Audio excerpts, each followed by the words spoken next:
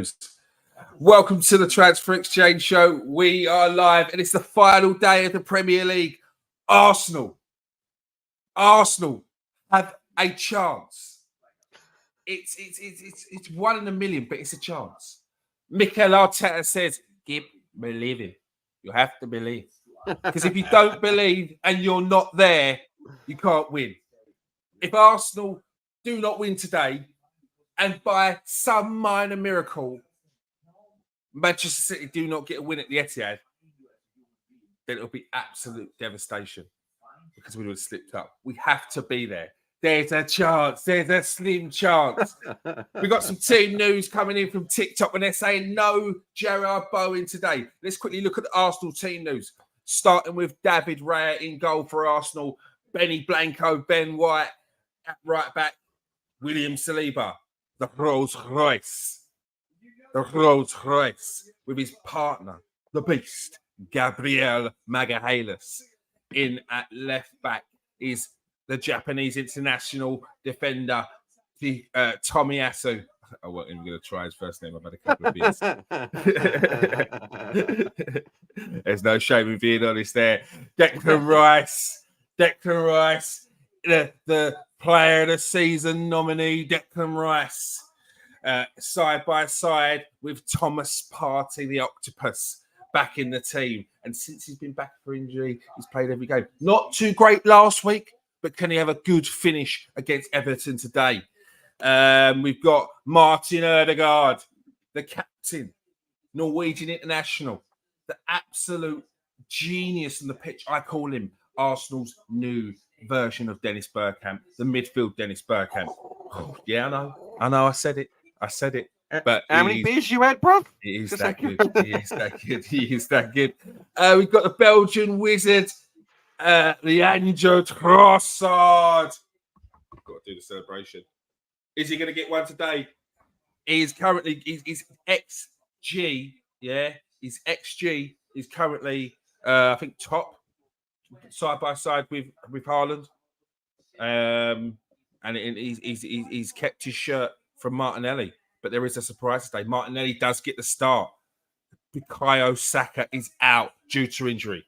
A late fitness test. And Bukayo Saka is out in the final game, the pivotal game for Arsenal. Will it make a difference? Gabriel Martinelli hopefully says no, and hopefully the Arsenal fans say no for that one. And the one that has proved all the doubters wrong, Kai Havertz up front. I think it's 21 goal contributions this season. German international. Kai. He ain't proved all the doubters wrong. We need to get Nathan on because he's all the doubters wrong. Not all. Kai Havertz. 60 million down the drain. Kai Havertz scores again. And are you going to hear that chant today? Hopefully so for Arsenal fans. Let's go to West Ham team news. What's your thoughts on that lineup there? What's going to happen? Is it going to be Trossard? Sorry. First of all, the Bukayo Saka injury. Yeah. I was going to say, what's happening? Is it Trossard on the right, Martinelli on the left, or Martinelli on the right, Trossard on the left? Will it be? Do you reckon? It doesn't say. It just said Martinelli starts on the. So my question is, has Martinelli played much on the right, and how is he out there? I suspect they're going to be quite fluid. What's your thoughts on that? Would you think does anyone know what the lineup is in terms of, is it Trossard on the left or on the right and Martinelli on the left or right? I've not heard anything. Yeah, big loss obviously. Bukayo Saka's clearly like one of your star men behind Ødegaard and Rice. Like not behind them three, the big players. Big loss. But listen, this is the thing with Arsenal now. Gone are the days when you're having to call in some. You know what I mean? Absolute random Algerian who can't play football because you're missing your star men. You can bring in a Trossard, you can bring in a Martinelli. That's strong, man. That's strong. So, while disappointing, especially for Saka as well, I don't think it affects the scoreline for you too much. I don't see it affecting you winning today, if that makes sense. Don't know where you're at with that. Nah, look, Bukayo Saka is an absolute star for us, but Martinelli, he's quality. He's not at his best season. I have heard some people ludicrously say We need to get an upgrade on Martinelli because he's had a sort of underwhelming season. But it is that in the development of star players, they have those peaks and trough seasons until you get that consistency, usually in their late 20s. It's only generational talents and sort of absolute freaks like Mbappe, Ronaldo, Rooney, those sorts of players that do it from the age of like 16 to the age of retirement. It's like and they kind of set the bar because they were all in around that time. So it kind of set that sort of a bar. It's not even that bad a season. I'm looking at it now. What's that? 10, 13, 14 goal contributions in 43 games. It's low for him, obviously, because of the standard he set himself, but it's not unacceptable by any stretch of the imagination. Like, it really isn't. So, for Arsenal fans that wanted to hear West Ham news, it is Areola in goal. It's Kufau, Zuma, Mastropanov, ex-Arsenal defender, Mastropanov. Own goal, 12 minutes in. That's right. The Omens, another olive branch reached out there. Don't forget that. Cresswell in there, Emerson, Ward, Prowse, Souček, Paqueta, quality player. Surely he could get a goal. Man City want him. Could he show Man City what they could get by scoring against them today? Surely have an absolute dream performance that could win or even get a draw for West Ham. Not that they need it because they're going to be playing with flip-flops. We all know that. Kudus out there on the right and Mikel Antonio, the powerhouse. Strangely, the other day said that he thinks that Arsenal will win the league, and he's playing for West Ham today. And I looked at the date of what the interview that came out where he said it. I was like, it was after Manchester City beat Tottenham. So interesting. He's not usually one that backs Arsenal, but maybe he'll be putting a little bit of extra effort today. Hopefully, again for the badging. Hopefully, again for the Arsenal. Do you know what, Mikel Antonio? If he was 5 years younger, I'd be all over Man United signing him. He's 33, but he's a sort of striker. What? Is that where you're at right now? No, that's what I've always liked Antonio as a backup striker to Højlund, as someone that will come off the bench and be a different sort of menace to a team. He's strong, he's quick, he's like powerful. He's a 10-goal a season striker. You know, like he's not. I don't mean starting him, but as a backup, I'd 100% have him. What I said this to Nate about 6 months ago. 100% I'd have Mikel Antonio as the number two. But like, Jesus, we had Weghorst, mate. We had Weghorst. We had Wout Weghorst, mate. I'll take Mikel Antonio in a second. Right? We had N'Galo, bruv. We had only an N'Galo, mate. You know what I mean? So I'll definitely take Mikel Antonio, bruv. 100%. I'll take him. All right. Who would you take now in the Premier League? Because, I mean, I'm looking at what Arsenal are doing right now, and when I only really thought about it the other day, Arsenal are buying a lot of players from within the Premier League, the players that are doing really well in the Premier League. They seem to be buying, and that was a formula that worked with Man United. It was a formula that worked with Chelsea. So who would you bring in that's doing well in the Premier League? I don't even want to say realistic. Yeah, actually realistic, because you could just say someone like Haaland. There's no point in saying. If it was Nathan, and I asked him that question here, he would say Haaland. If I didn't put that disclaimer in. He don't even play in the league. Don't care. I'm not playing by your rules. I'm having Mbappe as well. So no, this doesn't work, mate. We've got to have some rules here, fella. No, Mbappe, Florian Wirtz, Frimpong. In the league at the moment, there's a lot of talk about that Branthwaite. I haven't seen it myself, Keir. I honestly haven't seen him being worth the 70 mil you've got to pay for him. That 21, I'm not sure of that, especially what Man United need. Obviously, we need the defensive midfielder. A lot of people talk about that Onana at Everton. Again, I haven't seen enough of him for me to be like, 55 mil, well worth it. Man United needs so much, bruv. That I'd be looking at the West Hams, I suppose. You know what I mean? I'd be looking at Villa are above us now, but like the Villas, maybe. Like, obviously, I've always liked McGinn. I'd love to get a McGinn in at Man United. That's sort of like something like that. Up front, the problem you've got now is like the Tonys, the Watkins, they're 50 mil minimum. Like, and I don't want to be spending that. That's what I mean about like an Antonio. Like, I want like a £12 million backup striker, not a 50 mil striker. So in the state Man United are in, if we're being realistic, there's not much that I can say because the things that are below us, the players that are below us are not what I'm saying up to quality. And what's above us, I mean, are you getting it? You know, I'd love to take Van der Ven from Spurs. Love to. Like I liked him before Spurs bought him, obviously. And that's the thing. Like a Man United 10 years ago would have been able to snip in and get a Van der Ven from Tottenham. Just take that. Yeah. But but you can't now. You can't now. Not right now. If you got Champions League, mate, and because I don't think Tottenham are going to be getting back in the Champions League for a little while. No. And again, it's Man United. So, like, if we wanted to be silly, offer Spurs 100 mil, pay him 350 grand a week, it'll come up. You know, like, but yeah. So yeah, it's difficult, mate. It really is. I think in the summer we're going to have to be looking like we're going to have to be going into Portugal. We're going to have to be going into Holland. We're going to have to be going into like France. Looking, and I don't mean Paris Saint-Germain. I mean like the Lille's. Obviously this Euro is it? I don't know much about him that everyone's talking about. Yeah, we're going to have to be going to these places, mate, because Premier League prices. We ain't got the money to spend. But yeah, Aston Villa's team got a nice amount that I'd definitely have a look. I'd love to take Watkins, but again, the money behind it is so much. That's what I mean. Like, what about players like Matty Cash or players like that ain't quite, maybe not even Matty Cash, but like not quite the big name? Because even where you're saying there, and I could see the reluctancy because you're even caveating it with they wouldn't come right now or this that, but like. Yeah. To step down from the Ollie Watkins, like who else is down? Who else is there? Yeah, I mean that's when you get like John McGinn. Yeah, that's what John McGinn for me, definitely. But even John McGinn's costing you 40 mil now. You know, I mean, obviously there's a lot of talk about Evan Ferguson, but you're talking 70 mil for Evan Ferguson. Yeah, like the state Man United are in right now, like, mate, we might have to go and get Danny Welbeck back for a year. Like you know, I mean, like that's sort of like. Like maybe have a look at Forest, at some of them players that they've got there. But even then, like they're just not. We're in a tough spot, mate. We're in a tough spot because obviously we've got Luke Shaw.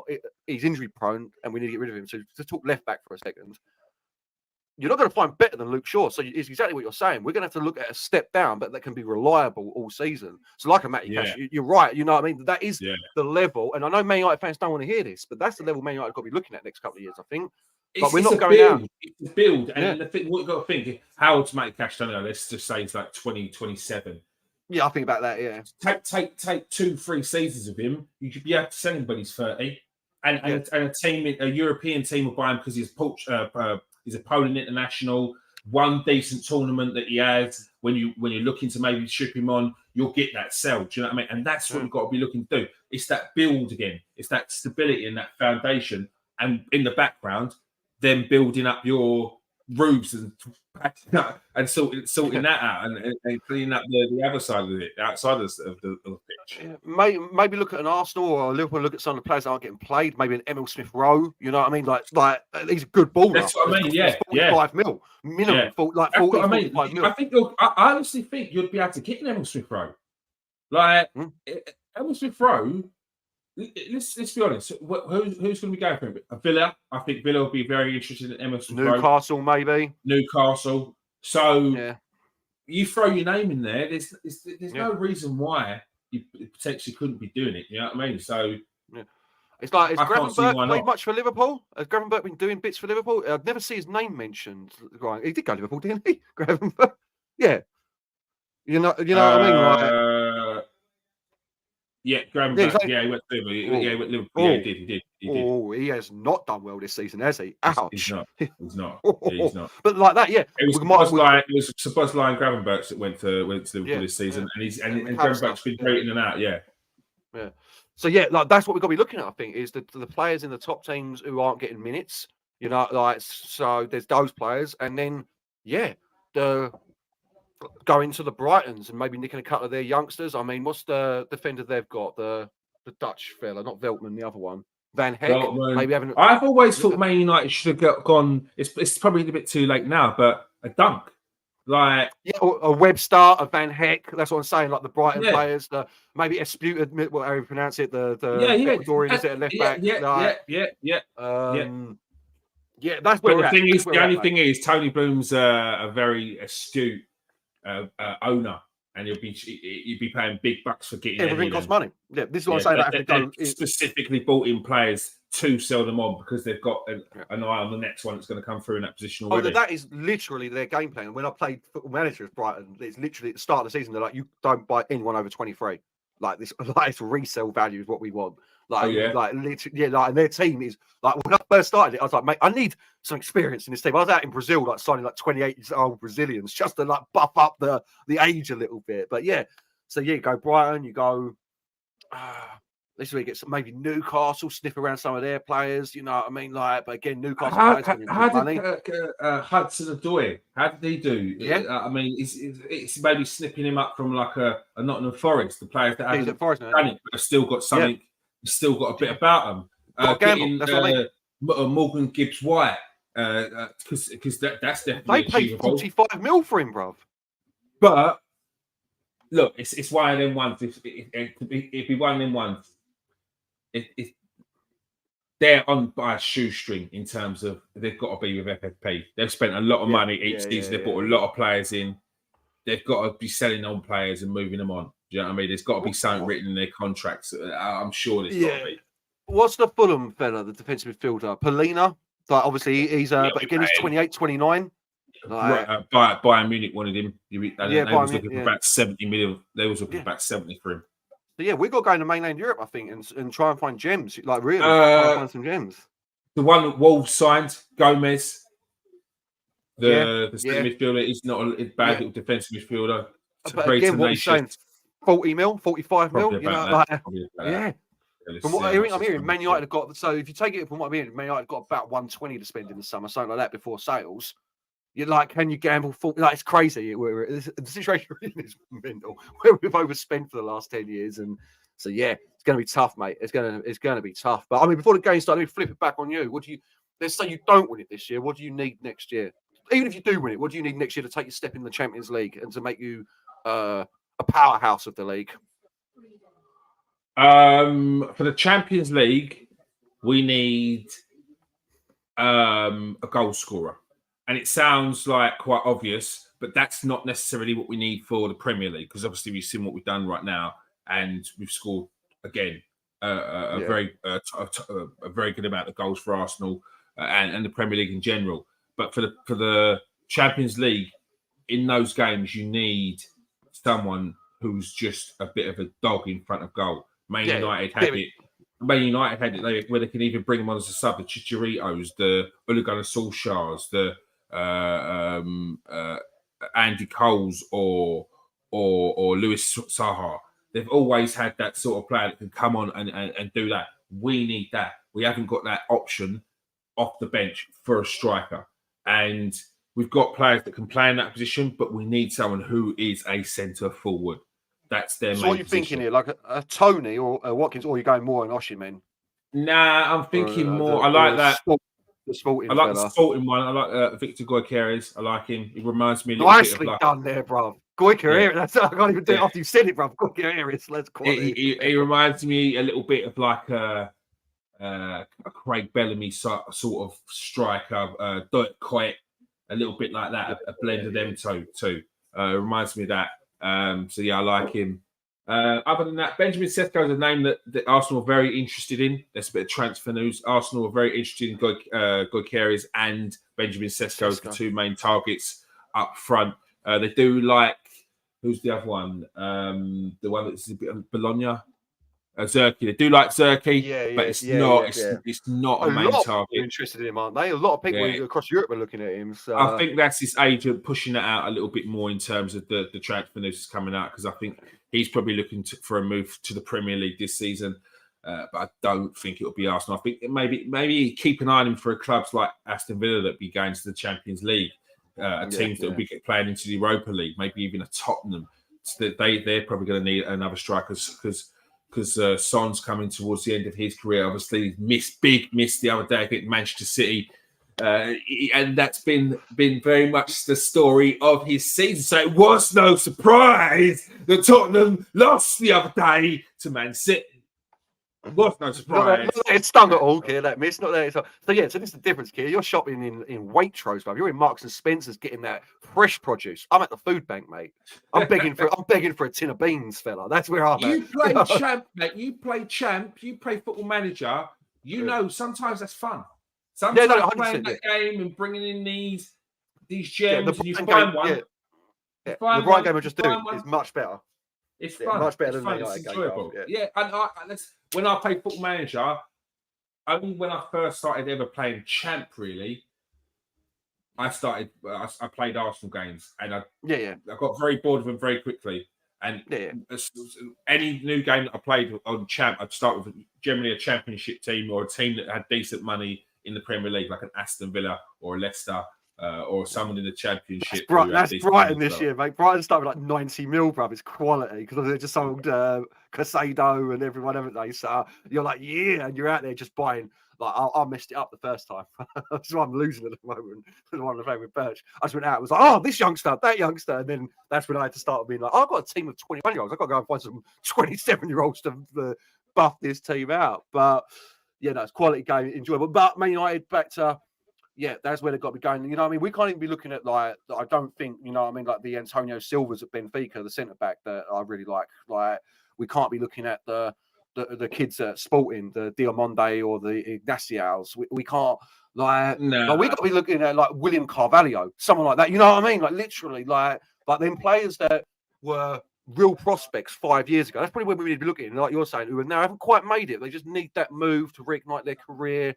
You know what I mean? A Renato Sanchez. Well, I think Callum Chambers playing for Aston Villa the other day, back in the Champions League with them.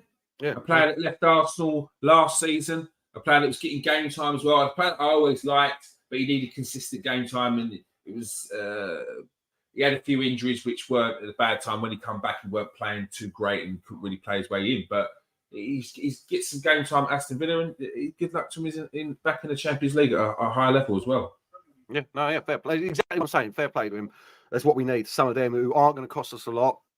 I don't really know what the free market's looking like this summer. Obviously, the Mbappe, but he's going around Madrid. But I think Gabriel Barbosa, the Brazilian striker from Flamengo, like 27, he's available on a free. I might be willing to take a punt on that because he scored quite a few goals over in Brazil, I think. Yeah, I really don't know who else there is out there on the frees. There's who's the striker whose his dad was, I think, was an Argentinian international striker. He plays for Feyenoord. Gomez, Gonzalez. Yeah, so that's what I mean. I'm like, that's what we're down to, mate. Let me have a look at the freebies actually, because we definitely need a couple of them. Freebies, yeah. Sergio Jimenez. His dad is yeah. Is Christian Jimenez, for a Mexican international striker. Sergio Jimenez, he plays for Feyenoord. He scored 23 goals, 6 assists in 30 games for Feyenoord. So yeah, it's going to be players like that. But is he again? It's the Eredivisie. He's going to be the pace for the Premier League? Probably not. Why is the Liverpool game on Sky Sports blowing smoke up Liverpool's arse? Oh, like, come on. What is it? What's it got to do with anything? Arsenal game? Chelsea. Arsenal's got to be on, ain't they? Hold up. Chelsea. Here we go. Arsenal.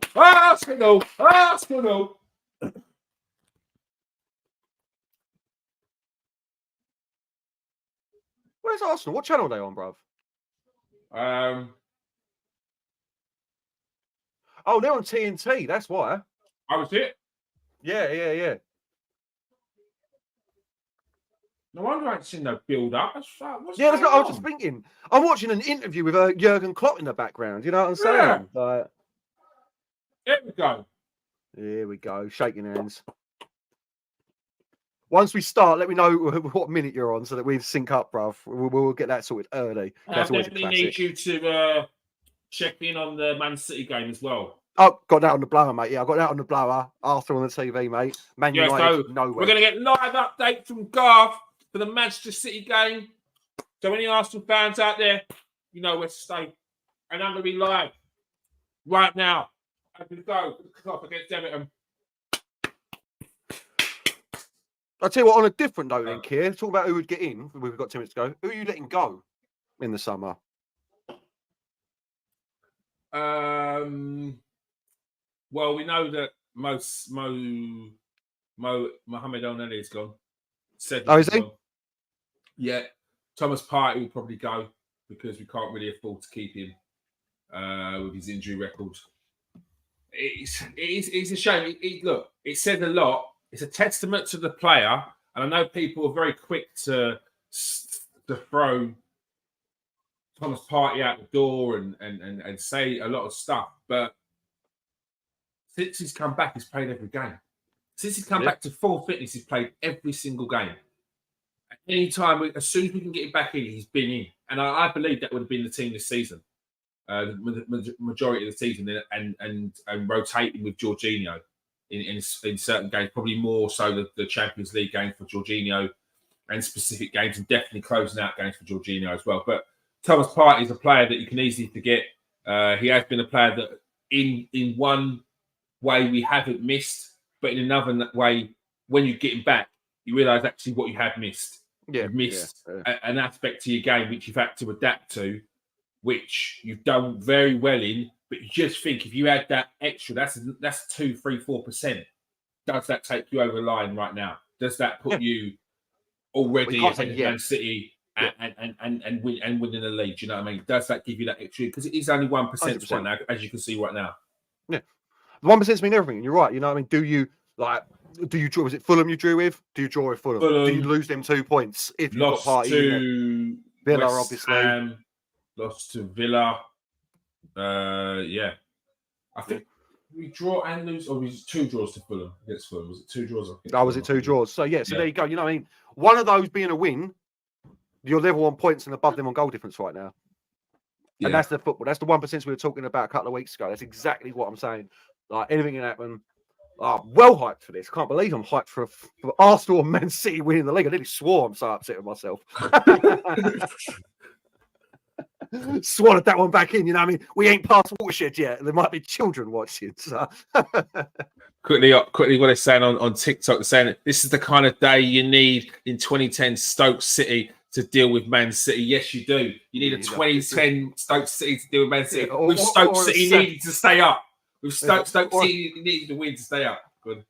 Or a Sam Allardyce team. A Bolton Sam Allardyce. A Bolton Sam Allardyce final day. Never been relegated, Sam Allardyce. And they've got JJ Kocher. They've got Yuri Djukayev. They've got Sammy Lee next to him. Lee. Campo. You know about it. Oh, mate, that Bolton team. Who else did they have? They not even Campo. They had someone else. I can't think of it. Did they have Cambiasso? No, they didn't. Who else did they? They had someone else. They definitely had someone. Fernando Hierro. That's who they had. Oh, we're off, Stuart. Yeah, I am just ever so slightly behind people that be kind to me. I'm going to pause mine, and you tell me when you're on 18 seconds, bruv. Let's go to the comment section quickly. We've seen Steve. Come on, Steve. This is what I'm talking to for 2 weeks. Steve is down at his caravan, in the same clothes as he was when Arsenal last won the league, do it with his feet in a bowl of hot water, I think he said, drinking a martini with a cherry on top. I think he said something about that. That's what he said he was doing last time when Arsenal won the league down at the caravan. And he's doing that again when we played Everton and Tony Adams scored that infamous, can you believe it, goal after, I think it was Steve Bold set him up. And Arsenal on the attack. Oh, an early shot there from Kai Havertz, 28 seconds in. I should have said, sorry. No, bruv, you know what? It worked nicely because I'm literally 2 seconds behind you now, bruv, which is where we should be. All right, that's perfect. Perfect. Yeah. So that's the plan. That's the plan that's been linked to quite a few clubs this season. Is Jordan Pickford. One of them was Man United before he got Udana. I know that Chelsea's been linked with him. What's your thoughts on Pickford? You're not a big fan of him, are you? No, I think he's. I just think he's like. It's not that I think he's bad or rubbish. He's a decent goalkeeper. I don't like the fact that Ramsdale's clearly the better goalkeeper and should have been in the England team last year instead of him at that when Ramsdale's playing well. I don't think Pickford's an elite goalkeeper.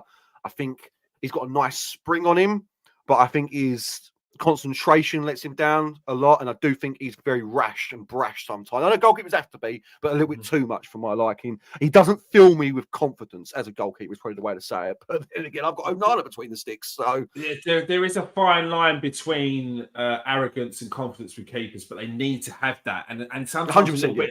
And sometimes a little bit, in fact, it is. Yeah, sometimes it is a bit of that arrogance that they need as well, just to boost them up especially when they've done something good. Because it's a yes, you're in a team and you're a part of that defence, but it's a lonely position, mate. Especially when you can see a goal as a goalkeeper. Yeah. So Arsenal on the attack there, Martin Odegaard on the back heel to Benjamin White, stopped by Ashley Young, still playing. 39 years old. You've got to give it to Ashley Young, mate. You've got to give it to him, bro. Inter Milan. Inter Milan. Great CV for Ashley Young. Yeah. I think he won. Did he win the league with Inter Milan? He definitely won the league with Man United. He did win the league with Inter Milan. I think it was the Italian Cup as well. Yeah, can't grumble with his career at all. I always liked Ashley Young. He's one of them players who tries hard always. Yeah, honest player. Honest, that's the way to put it. Honest classic winger at the time, and then dropped back into defence. He still prolonged his career by doing that as well. Arsenal passing it around in the middle. Gabriel Magalhaes just kicked off, by the way. Man City have just kicked off. They've kicked off a bit late, Man City, by the looks of things. Manchester City kicked off late. I see what they're doing. Yeah. I see exactly what they're doing. Unless my feed's behind, this is on Sky though, this is from my phone. This is behind, they're literally 40 seconds into the game right now. Absolutely stinks. We're 3 minutes into the game. Yeah. Martin Odegaard. Arsenal. Surely. Oh, Tommy there with a chance.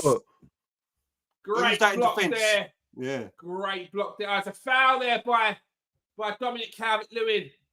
Always gives away a foul, that man. Calvert-Lewin is another player that everyone was always like, we should sign him. I'm like, no. And just, I don't know. Like, I just don't think he's a bags man. He's a different type of striker. Like, he needs another man next to him. Like, he needs. If he was in a 2, it'd be, I reckon, really good. But as a solo forward, you know what he is? Man City 1-0 up, bro. I'm not joking. Phil Foden, 1 minute 20 in. No way. Yep. I haven't seen the goal. I just saw and said, sorry, bro. So the string's over, everyone. We're going to cancel it now because this is now 3 hours of pointless content. Let's go to the comments and then we're going to say goodbye because 1 minute 20 in. What the hell? Oh, hold up, though. Everton's down. Let's look at this. Is there any chance it's an offside or something? That's a lovely goal. There's no offside. What's the Man City game? Yeah. 25-yard strike, top bins here as well. Where's Steve? Evening. Bigsy boy. Yeah. Look, they're already seeing it. They're seeing it. 1-0 up. Yeah. Can you believe it? Yeah. See that? They're saying in 1 minute. Come on, City. Give us something. And this is what I said, though. Remember, Keir, 1-1. City West Ham 1-1, mate. Last minute equaliser from West Ham. You did. Yeah, so... Last minute equaliser from West Ham. You did. You did say that. Arsenal with a corner here from Odegaard, out there by Dominic Calvert-Lewin. Lovely touch there to Martinelli. From Martinelli to Odegaard. Odegaard teasing on the edge of the wing. Right in the box. There should be a goal from Arsenal. Tommy Yasu should have scored there. How has Tommy Yasu missed for Arsenal? The pressure is building. The noise, the rumbles, the groans have gone around the Emirates Stadium as the fans here. Manchester City have gone 1-0 up. Arsenal fans know it. Arsenal players know it. Mikel Arteta knows it. Arsenal need to score. Put the pressure back onto Man City. Let's look at the City goal. Crossing there, Bernardo Silva. Foden on the edge of the box. Great goal by Phil Foden. Why? Title. 2 hands on the title there. And that is why everyone gifted it to Manchester City on Wednesday night. Let me ask you this, kid. Phil Foden. Is Phil Foden a generational talent, or is he a really good player in a purple patch in a really good team? I think Phil Foden is a generational talent And I think that if he was playing in Germany, in Spain, or in any country like that, we would be looking at him as like this kid is or guy is an absolute freak. One of the best players I've seen in years. That's exactly what I think Phil Foden is. But he's playing in the Premier League and he's still doing it in the Premier League. And I think he just doesn't get that credit because he's English. We get bored of people once we've seen them play for a while until, that's what the press do. They big him up and then they want to pull him down. And the fans, we do this as fans as well. And like you say, you get bored of Man City winning all the time. This is what happened with Man United and Arsenal back in the day when we all used to win all the time. And then your players don't get the credit they deserve. It's like, oh, yeah, but you're a winning machine. Then it's like, nah.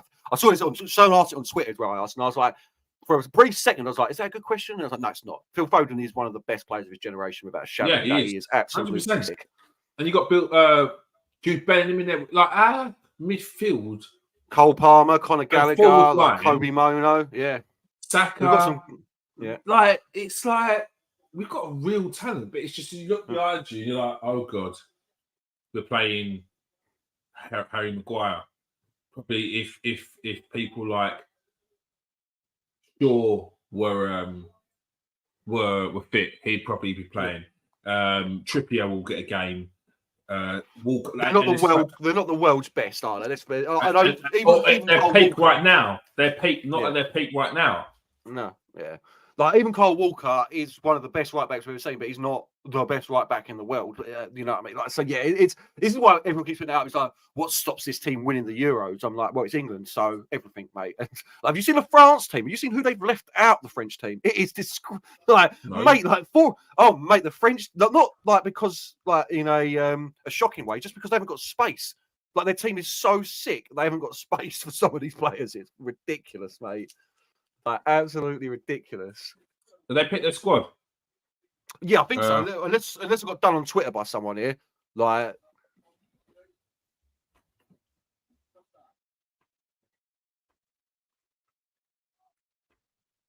let's have a look. Jaw dropping. There we go. Jaw dropping. Brilliant 11 of players left out of the Euros 2024 squad.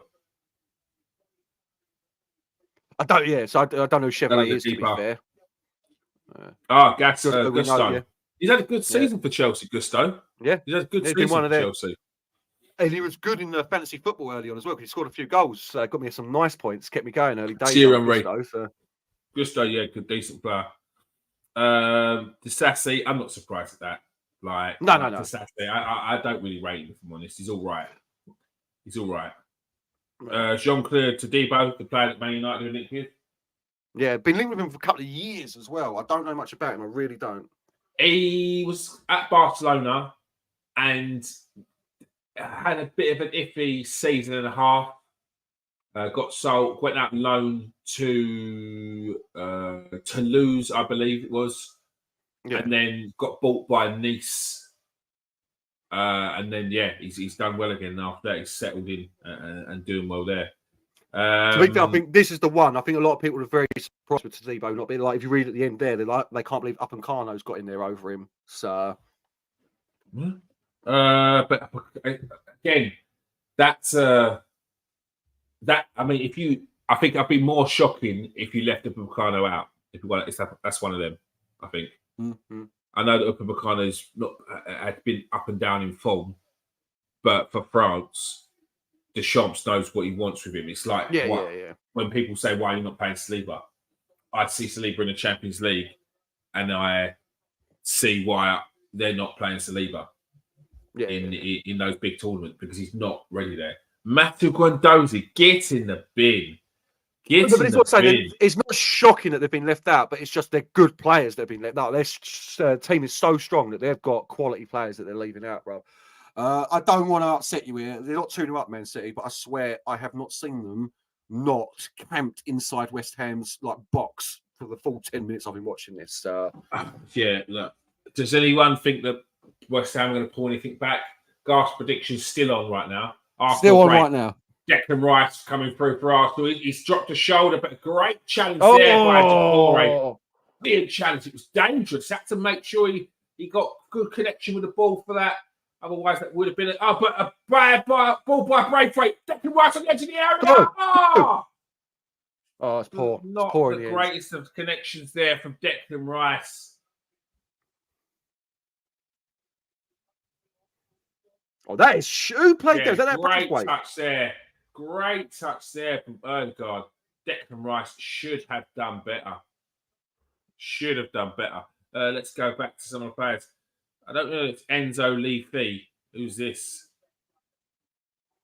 Hearts up was the next big thing recently last year. Leafy flown under the radar somewhat, swapping Laurent Ferrin. Lorraine are a very good team for picking up youngsters or bringing through youngsters. They can identify some decent talent at that club. Is that where Pogba come from, Lorraine? No, it wasn't. No, Some big. Lorraine, one Lorraine actually good for that, and also Ren. Yeah. Martinelli, he's on the right. Ben White to Erdegaard on the edge of the area.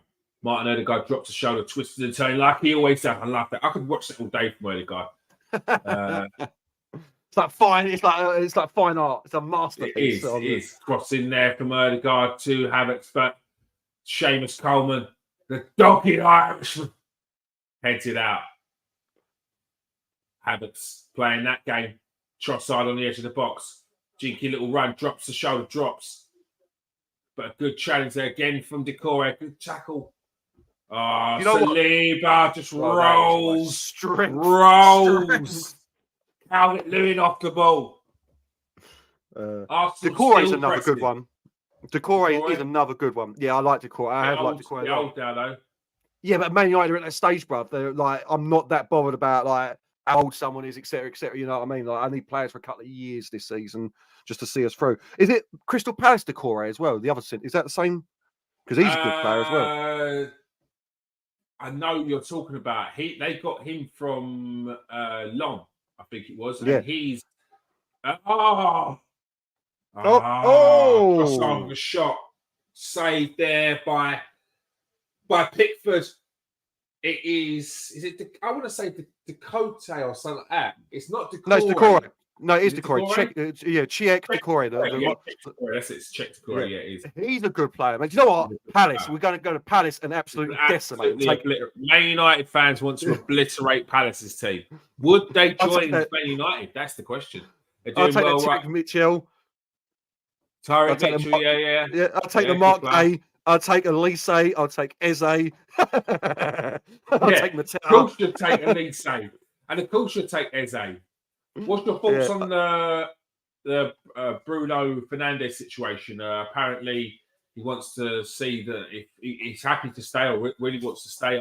Man United want him, but it's going to be reliant on Man United's ambition going forward. Yeah, well, it's one of them. He's got 2 years with the option of another year left on his contract. So him saying he'll decide what he's going to do. Like, depending on what we're doing, don't care, mate. Got to stay. He's the best player we've got. Anyone who doesn't rate Bruno Fernandes, you don't know football. I'm sorry, like you just don't, because he's literally like, yes, he's like you can dislike him as a man, you can dislike his playing style, you can dislike his petulance on the pitch. Except, you know what I'm trying to say. But if you're actually thinking that he's not a baller, nah, mate, you're in trouble there, bruv. You're in absolute trouble if you think that, because I think, was it Wayne Rooney said, didn't he? Wayne Rooney said you've got to build the team around him. And I agree with that. You've got to build the team around him. So, do you think they've done that? Man United have built the team around Fernandes? No, they haven't. That's what I'm saying. They haven't built a team around anyone in 10 years. This is the thing Man United have got to do. They've got to get a foot like, this is the team we're going for. These are our star players, you know what I mean? It's just been slapdash. We'll sign Ibrahimovic for a couple of years. Oh, hello. Oh, that's a good save, though, actually, from Pickford there. That's a good save. Pumping his chest there. I think it's that. Yeah, I think it's one of them. I don't like him. So I mean, maybe like what I'm saying about Bruno Fernandes, Pete, with Pickford. Like, I don't like you, so I'm not going to rate you highly enough. But yeah, no, 100. If Saudi Arabia come in and offer us 110 mil for him, that's a different. We're on a different question now. You know what I mean? Because we need that money. He's 29 years old. That's a different question. But yeah, if it's like stay or let him go for 50, definitely stay. 100% stay. Yeah, but it wasn't worried to get a player of Bruno Fernandes' caliber for 50 million. especially Man even this United. season, even this season, I know not everyone loves stats, but just this season, he is the best central attacking midfielder for goals and assists. And I'm not saying he's better than Odegaard or Kevin De Bruyne or anything like that. But at this shit Man United team, when we're playing dead football season, he's still got more goals and assists than anyone else in his position. Like he is a stat, like he gets you goals and assists. Is what I'm trying to say there. You know what I mean? Like it's all round general play and stuff. Like I'm saying, you can question it if you want to. I think you're being silly, but yeah, he's actually just puts numbers on the board every season. So obviously, and have a free kick here. dangerous. Dwight McNeil's going to try and wrap this, or would it be? Would it be a Cap Lewin? That's a shot. Yeah, I was going to say, Carrot Lewis looking like he's. Someone took that in the mooey. Someone took that in the mooey. Chelsea are 1-0 up, by the way, people. If anyone's interested. Chelsea 1-0 up. I'm sure it's going to be. Is it Cole Palmer? So let me get let's see if we can get some live scores up. Live scores today. Gabriel felt that one. I felt that one for Gabriel. They're one of them. Oh, in them, they sting. There's nothing you can do about it. Your eyes are watering. You're crying. You're upset with one of them in the face like that.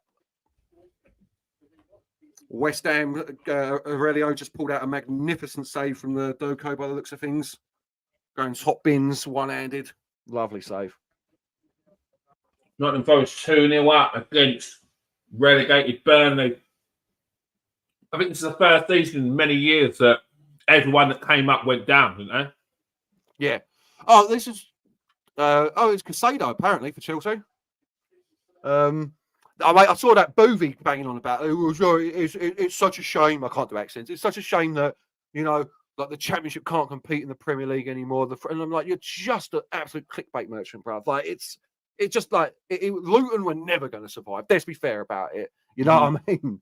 Like they were never going to survive. A Burnley team that wanted to play their own way, but that way was very sort of trying to be expansive and passing around. Yeah. And that's completely different style of what Burnley done. So always a risk in the Premier League. Yeah. Generally, and Sheffield United. Yeah.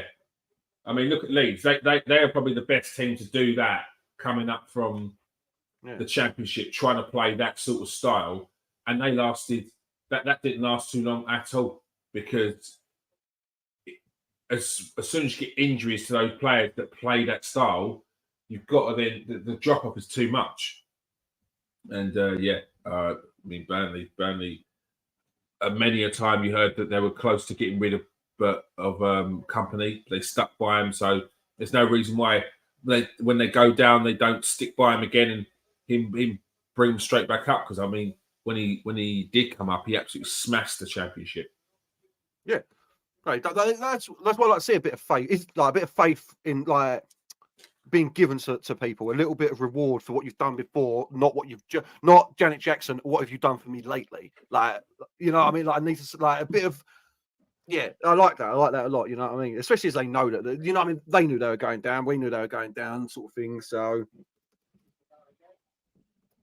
all right, live scores right now. Obviously, Arsenal versus Everton 0-0. Brentford versus Newcastle United 0-0. Not a surprise there at all. Man United versus Brighton 0-0. No surprise Burnley there. Versus Nottingham Forest. Burnley 0. Nottingham Forest 2.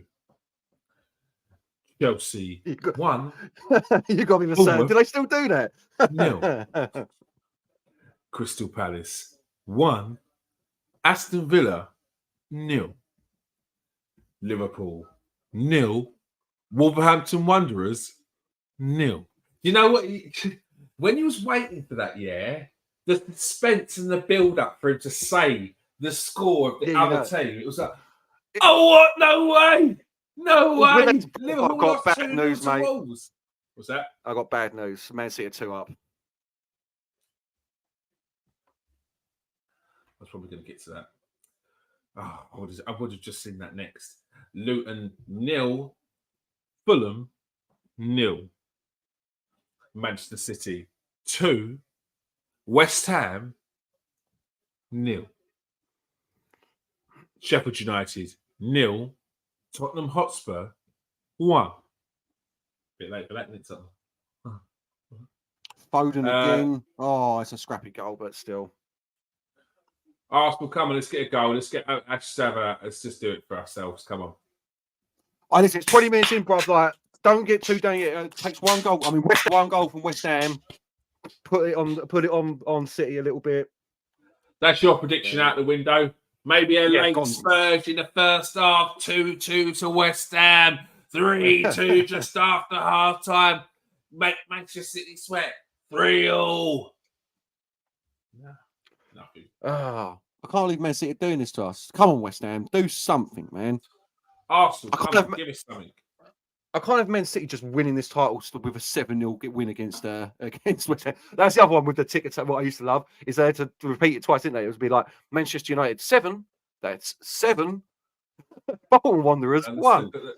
The Manchester City goal, crossing from it's a decent goal. It's actually it looked a lot better. Do you know, it looks a lot more scrappy in the replay. I just saw that's just a solid goal. Cut back there from Jeremy Doku and Phil Foden. 2 goals today for the England star, generational talent, Phil Foden. What's your thoughts on that Doku? What do you think of him? Nathan thinks he's absolutely he can be a world beater. I haven't seen it myself, but you know, I think people are a bit too harsh to him. But I think I think whenever Man City buy a player, people are very quick to call him a flop or this or that, because it weren't so long ago people were calling Vardy a flop, a 90 million flop. I'm like, he's not even finished his first season. What are you talking about? And then he goes on and finishes the season really well.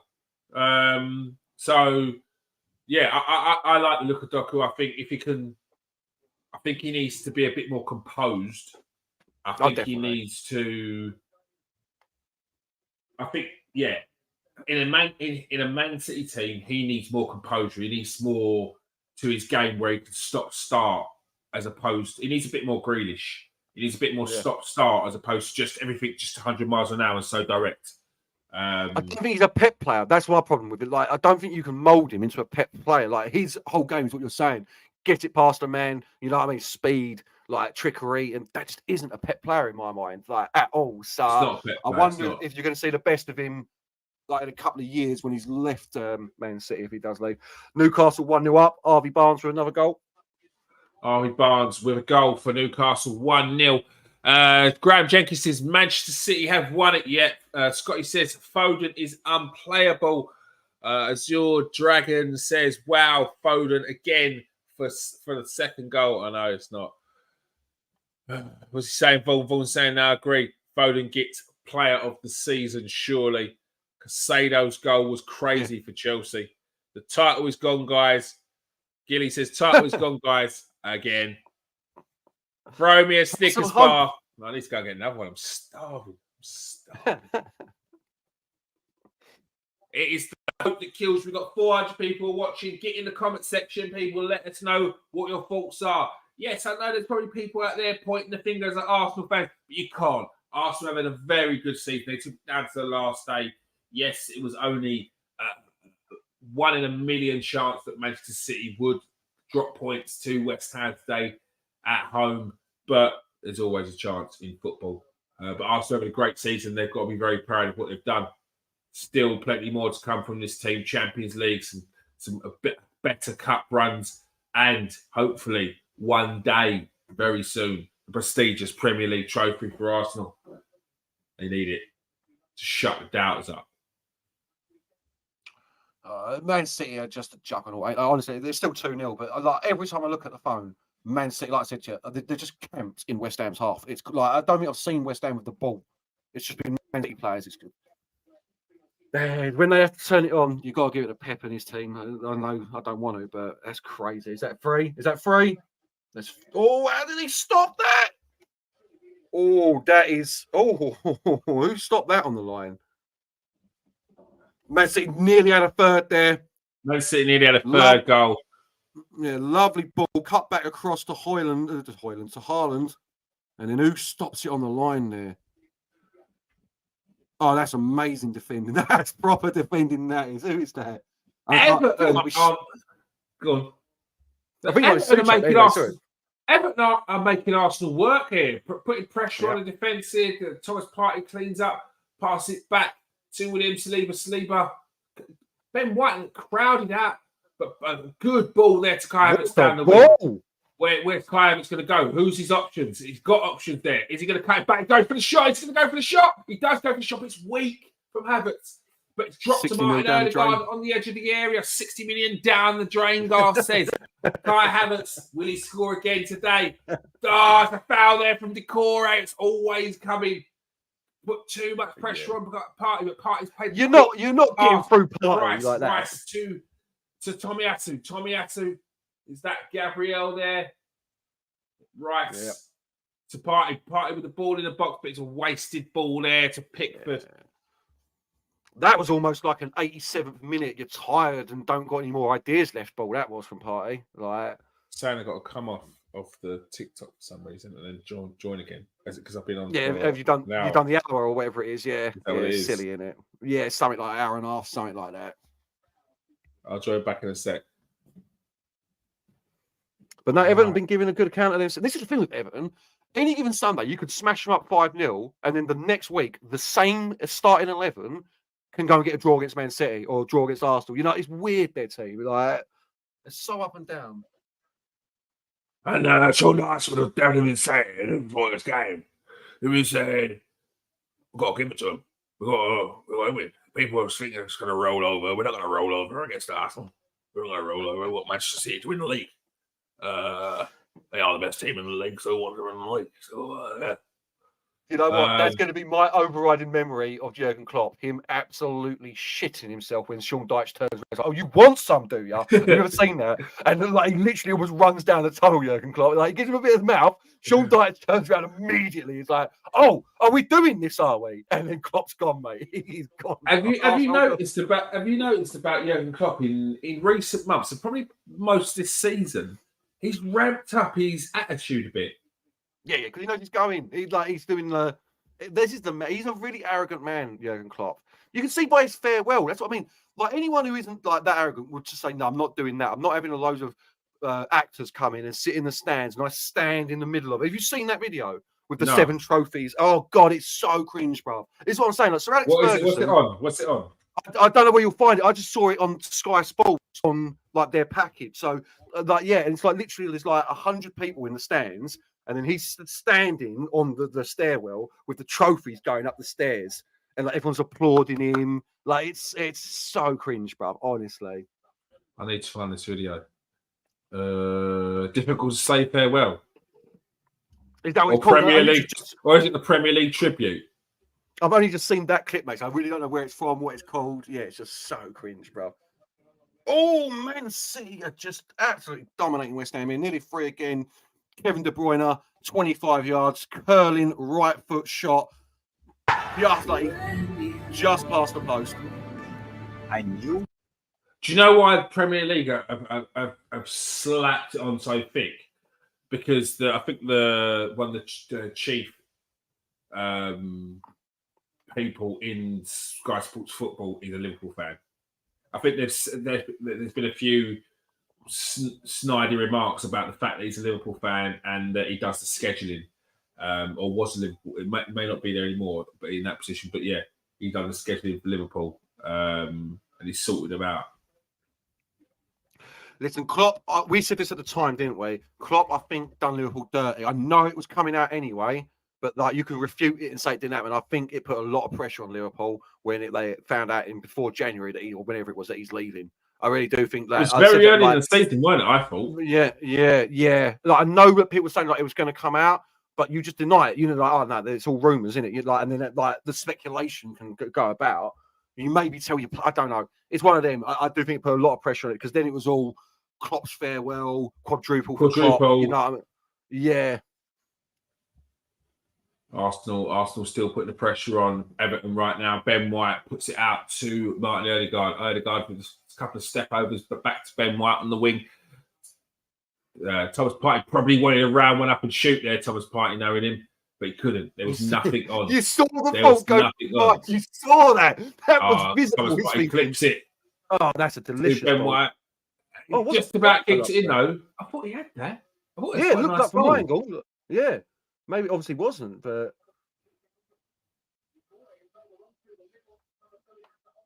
Cora's bounding through the middle like a banshee. Calvert-Lewin shoots. Oh, the No, post. no. Oh, Oh! double chance hit the post. Calvert-Lewin nearly puts Arsenal 1-0 down. Should he have done better on the rebound there, Calvert-Lewin? Let's have a look. Look at that again. Gay running through. You see Decourway. He actually creates that gap, which then Calvert-Lewin steps into, drops off, hits the post. A lovely shot from Calvert-Lewin, and then into the side net and on the rebound. Off balance, like that's what I think. Even if they got it on target, it would have been a weak shot that Raya would have just picked up. To be quite honest with you, so. But this is what Arsenal got to be wary of now, isn't it? You know, like a break like that, they've got to score, so they've got to push for it. But yeah, you've got to be careful with that. They need to score to relieve that pressure as well. 100% for the fans, if anything else. Not Come on, just the players. Kick a shot. What's he got there? He's always going to shoot there, Magahalis.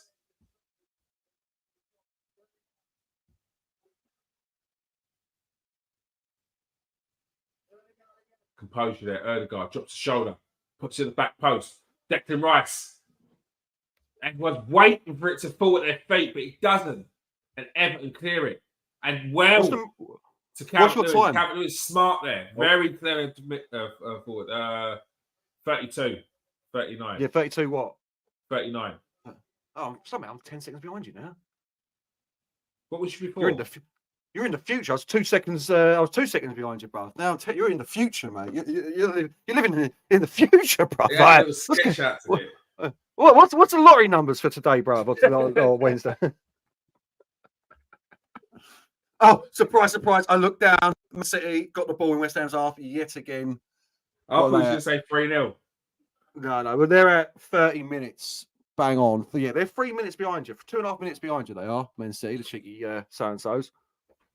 Yeah, they've done that on purpose. Don't like that. Sneaky. No, because it should be done at exactly the same time. No question.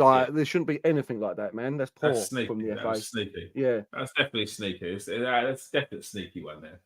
Don't like that. We done it. Don't like that. Crystal Palace 1-0. Mateta again scores again. That's what I said. I'll take Mateta. I'll take Mateta as well, mate. And set up by none other than Elise. Michael Elise again, the man of the moment for Crystal Palace and the man of the moment in the Premier League. One of the top players, performing players at this current time in the Premier League. Michael Elise is doing brilliant for Crystal Palace. Kind of outshone Eze's performances. 100%. I know he's a big favourite for everyone, Eze, but Elise kind of has risen to the top there a little bit. I said this about Eze. Oh, hold up. Oh, Martin Odegaard dropped his shoulder.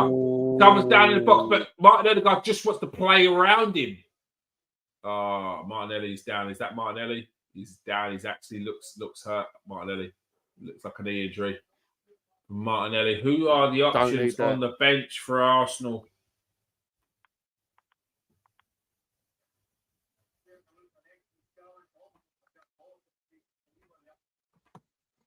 So with would you swap? He's right. We know, isn't he? So Saka. I was about to say, would you swap Elise for Martinelli? No, not if Martinelli had another season like he did now, that would concern me, and I would.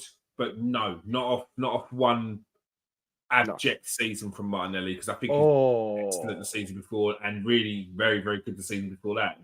This is the first season I've player for you as well. Yeah, he's a forward. He's inside forward. He's not. He's not a winger, and I think that's where it differs a little bit to the preference in Trossard, because then you're getting a bit more of a midfielder in Trossard. Whereas Martinelli, it's more like a Garnacho Martinelli. However, Martinelli definitely passes it more than Garnacho. And it's definitely better than Garnacho. So, but back to Palace, Eze. I said this to you privately, didn't I? I think that I don't think Eze's quite as good as everyone thinks. I think this is his peak right now. He's 26. Like, I would not want to spend 70 mil on Eze right now. Liverpool 1-0 up, header from McAllister. Yeah, I wouldn't want to spend the 70 mil on Eze, I don't think. I'd definitely spend it on Elise, 100%. But yeah. Eze for me as well, he's that final piece of the puzzle, if that makes sense. Or like one of the final. Excuse me, he ain't the man. Fair, go on, sorry. As I say, he ain't the man you bring in to start that revolution, to start that rejuvenation of your team. Yeah, and I was going to say, to be fair, there's not too many clubs that need him. If you go through all the clubs, Arsenal don't need him. Man United, they've got Bruno Fernandes. Do they really need him on that? I think you can We've got play Mason Mount as well. Yeah, he's a 10, really. If you're going to play him on the wing or just up for them positions, or just he's really a player that plays as a striker. If you're going to play him off the wing, you kind of play him a little bit out of position, and you're not getting the best out of him, in my opinion. So No, they don't need him. Chelsea have got Cole Palmer, like going down. Tottenham. Do they need him? They've got Maddison, but he does have his injuries, but Tottenham really need him. Like Villa, maybe. Tottenham and Newcastle. Villa maybe. Villa might be a good shout for him, actually. In fact, Villa's a very good shout for him. Yeah. Or Tottenham or Newcastle. Who's just Newcastle 2-0 up? Murphy just scored for the Jacob Magpies. Murphy for Newcastle. Like, do you know what? Again, that's that's the sort of player. That's the sort of player Man United to be looking at. Jacob Murphy. I'm being very serious. I know people think I'm being silly, mate. Yeah, like we just got to get some players in that are going to give us 6.5s like every week, if you know what I mean. Like we've got the core of our team. We've got Maino, we've got Mount, we've got Fernandes, we've got Rashford, we've got Garnacho, we've got Ahmed. You know what I mean? We've got Højlund. Like, so if we're talking anything outside of the defence, that's the sort of level of player I'm talking about there. Like, it's not going to cost us a load of money, but can be a good, you know what I mean? The Phil Nevilles of the world, the them sort of level players for that we need now. Oh, that wasn't a foul, was it? That looked like that's never a yellow card, ref. Maybe you know sometimes Thomas Partey. But Partey, yeah. There's not. Did he? Let's have a look at this. I thought he got the ball. This would be an awful referee, people. I'd be an awful referee. My eyes are not quick enough. Let's have a look at this. I thought he got the ball here. No, he didn't. He did not. Newcastle out of nowhere, 3-0 up. Isaac, revelation of the season, I think, for a lot of people. Again, if you played champ for a number of years, you knew of Isaac. You knew of Isaac very well. But yeah, 22nd goal of the campaign for him, I think. But yeah, Isaac's done well. Yeah. There's a lot of people that will say Arsenal need to sign Isaac, but I don't think mate, you're talking 90 mil now because he's Premier League proven, bruv. Like, he scored 22 goals in the Premier League. You know, you're talking 70 to 90 mil for him now. Minimum. I think 70 mil. What, Everton have got a chance on the edge of the area against Arsenal. Arsenal making tough work of this game. It's not... Oh, and they've scored! Everton have scored! No, Gay! It's Gay has scored! Devastating blow for Arsenal.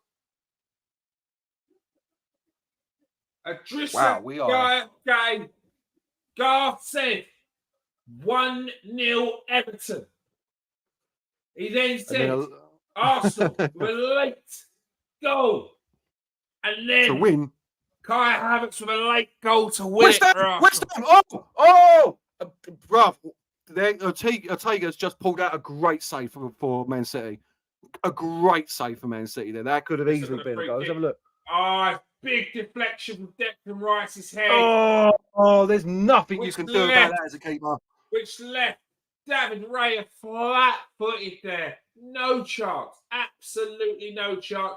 Declan Rice looks devastated. They know the Manchester City score. They know they're the mountain to climb. And now that mountain, that hill is turned into Kilimanjaro.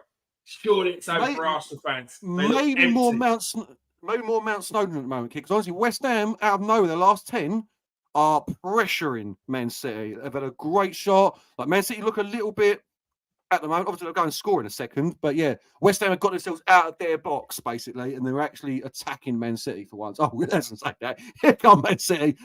Straight on the attack. But yeah, they're not camped in their own box. So there's hope. There's still hope. But Arsenal really need to go before half time, I think. They really do. They need to go before half time. They don't want to put that pressure on them. Declan Rice looks like he's losing his head there, going for the player and not the ball. Tomiyasu in a crowded, congested area brings it down nicely, and lovely. Thomas Partey brings some composure there. But who's that that's gone down? Is that Tarkowski that's gone down for Everton? Do you know what? I wore cut-off socks the other day for the first time, and I can see why players do it. Just a little bit of insight into Brexit socks. Brexit socks for me, mate. You know what I mean? Ankle pads, I shin pads, swear. all the way up to your knee. I swear. Do you ever get that claustrophobic foot feeling in your feet when you wear socks and you've got something on top? It takes that away. It completely takes that away. It feels like you're playing like when you're just training, when you're just like having a kick around and you're not wearing your football socks. It's like that. And if you wear it with a pair of grip socks as well, game changer. Absolute game changer. I can see exactly why I did. I've not yet got to the ripping up the calves. I was going to say, are your calves too massive for the socks as well, Keir? Are they? Oh, the calves are just so big. It's so, I've got to slice this over them. I mean, look at that. It's just so massive a calf. I can't handle it. But what I will tell you is the cut-off socks, I completely understand why they do it. Yeah. Although I have seen, honestly, if poor parents, man, like, I've seen kids like on a five-a-side pitch, like cutting up their £30 socks. I'm like, mate, my old girl would beat me with that sock. She'd soak that sock, get a bit of concrete in it, and then beat me. Like, beat me with it. Gen Z today and children today that are old enough to be watching YouTube are probably horrified by what Garth's currently saying and laughing about it. He's probably saying, "No, Garth, that's abuse. Cool, and get your mum arrested." Yeah, what? So it did me no harm. It did me no harm at all. Twitching as I'm talking about it. No, this is what some of you kids need. You need Tommy Atsu! Arsenal back! It was needed. It was needed. God said they needed to go before half time, and that's what they've got. Steve coming in with a comment. What's he saying? He's saying, congratulations on winning the 4th title. 115 charges, SC. Congratulations also, Lance Armstrong on his 7th Tour de France. Steve is not salty at all. No bitterness there whatsoever. Like the Murphys, I'm not bitter. Okay, it's lovely ball in there. There's no reason why that should be offside. And Tommy Atton with a great finish. Come on. So come on, you Hammers. Good boys in the box from the Hammers. Oh, West Ham. Honestly, I know I don't mean much to 2-0 down, but the last 5 minutes, West Ham are pressurising Man City. They really are. It's the third time I've looked down, and they're in Man City's box. So, yeah, come on, West Ham. Before half time, nick one. Put the pressure on City. Make this exciting for us.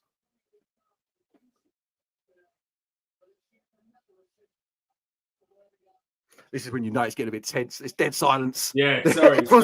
Well, we just scored a minute before our time. Like, it could still, something could happen.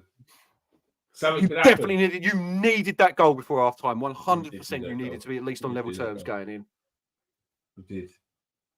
Thomas Partey driving with the ball like an old school. Oh, what a goal from West Ham! Shut up! Inside the box. I'm being serious. Who scored? Kudos, was it? Wait, Gar, over to Gar with the commentary on the West Ham game. Goal. Gar, yeah, over to you. Corner from the right-hand side, played in. I think it gets a knockdown. Let's have a look. They're replaying now. And they know. Knocked they're back saying in. Knocked back 2-1 in. at the ground. They're saying, believe. Wait till you see this goal. Wait till you see this goal. What an acrobatic goal. It's not the best like Pele you'll ever see. Oh, it's lovely. Keeper had no chance. Yeah, 8 yards out. Overhead kick. Oh, it's lovely. It's absolutely delightful goal. It really is. Who scored the goal? Kudos. Here it is now, kids. Coming up now, brother. Look at this.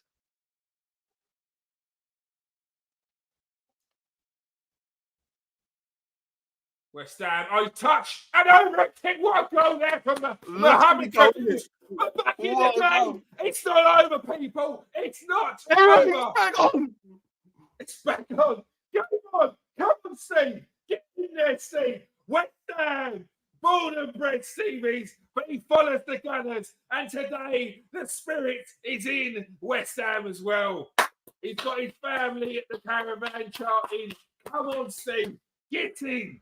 Come on. So my prediction of the scores is wrong, but my prediction of what could happen is still alive here. West Ham, last-minute equaliser, and then Arsenal last-minute winner, and then West Ham with a... They started 3 minutes late as well, kid. They started 3 minutes late. Oh, come on. Will it come back to bite them in the arse? They thought it would be an advantage. Can't handle this. I need another Peroni. Well, I'm going to go get Stella. I was just sticking to water, but now I'm on the Moretti, lads, myself. I'm on the Moretti. You're going to have to excuse me in a minute to go and get some beverages, some half-time beverages. But people, make sure you stay with us. Make sure you stay with us. It's the place to be. We're talking. The second half is going to be crazy. It's going to be crazy. Arsenal are going to hear the score. The fans know the score. The fans know the score. They're saying 2-1. They're saying 2-1. Oh, he touches it up for himself. Kudos. What a goal. Right. Oh, you've got to be happy with that. You've got to be happy with that. Do you know what? It reminds me of the goal that I scored. No, break kick. Nah, bro, yours is a lot further out here. A lot further out, mate. Like, you did yourself a service. Tell him. 75 yards. He was in his own box. Tell him. Oh, that was well funny, Bob. That was a great goal. Backing into the midfielder, backing into him, muscling him off, flicks it up for himself, and just for some reason decides he's going to penalty it. 30, 20, 25, 30 yards out. Goalkeeper didn't know what was happening. No one knew what was happening. Scenes on the pitch as well. Knowing the Rose, though, Kerry, I don't know, remember the score. We probably still lost 7-1. We lost. That was to make it up 3-2. Was it right? Yeah, we lost. But it felt so good. It felt so good. Big bruv, yeah. One of my teachers, my old PE teacher, was on the sidelines, and he was the football coach for the year above. And he picked me for the team for the year above. And on that day, at training, when he picked me, I scored an overhead kick. I scored an overhead kick on that day, and he picked me for the year above. Playing with Ben May, professional footballer. I think Ben Johnson might have been playing that game as well. England international. Sorry to completely change. What's the relationship with the May at Charlton to Ben May and Sam and all them boys? Is he another brother? Cousin. His cousin, right. So Alfie May is Ben May's cousin. Right. Yeah. Quality player. Fair play. Plays very well. Plays very well this season. So when it comes to football, nothing, in my opinion, even that's why it's like Nath says it, even at the level I played at, the level, the semi-pro level you played at, nothing beats scoring a goal, I don't think. Like, score, especially like a winner or something, an important goal or a magic goal, like the feeling is undescribable. It really is. The only thing I could say, because I scored a goal, but the only thing I could say is saving a winning penalty. Oh, that, yeah, sorry, yeah, definitely for a goalkeeper, 100%, yeah. Because it's there and then, it's done. Because right there and then, again, you get the pile on. Putting up a great save in a game, you might get a slap on the back, but everyone's got to carry on, got to crack on, still got to play the game. But saving that winning penalty. But kid, you were the type of goalkeeper, mate. You know, if you pull up a great save when someone comes to give you a high five, you're like, yeah, get back on the pitch now, bro. Now you come near me. Get out. Push up, lads. Push up. You were that kind of goalkeeper, mate. You weren't taking the applause in. Steve's saying, get Bowen on. Bowen's not started today, but he's on the bench, Steve. Is he on the bench? Was there an injury, Steve? Give us some team news for West Ham, Steve. Why was Bowen not starting? Yeah, Man City looking not shaky because it's Man City, but they are looking under pressure at the moment. West Ham on the attack again. Kudos definitely fouled. That's got to be a free kick, ref. That has to be. You were right. You said that West Ham, keep an eye on the West Ham game. They're putting on pressure, and literally like 2 minutes later, they scored the goal.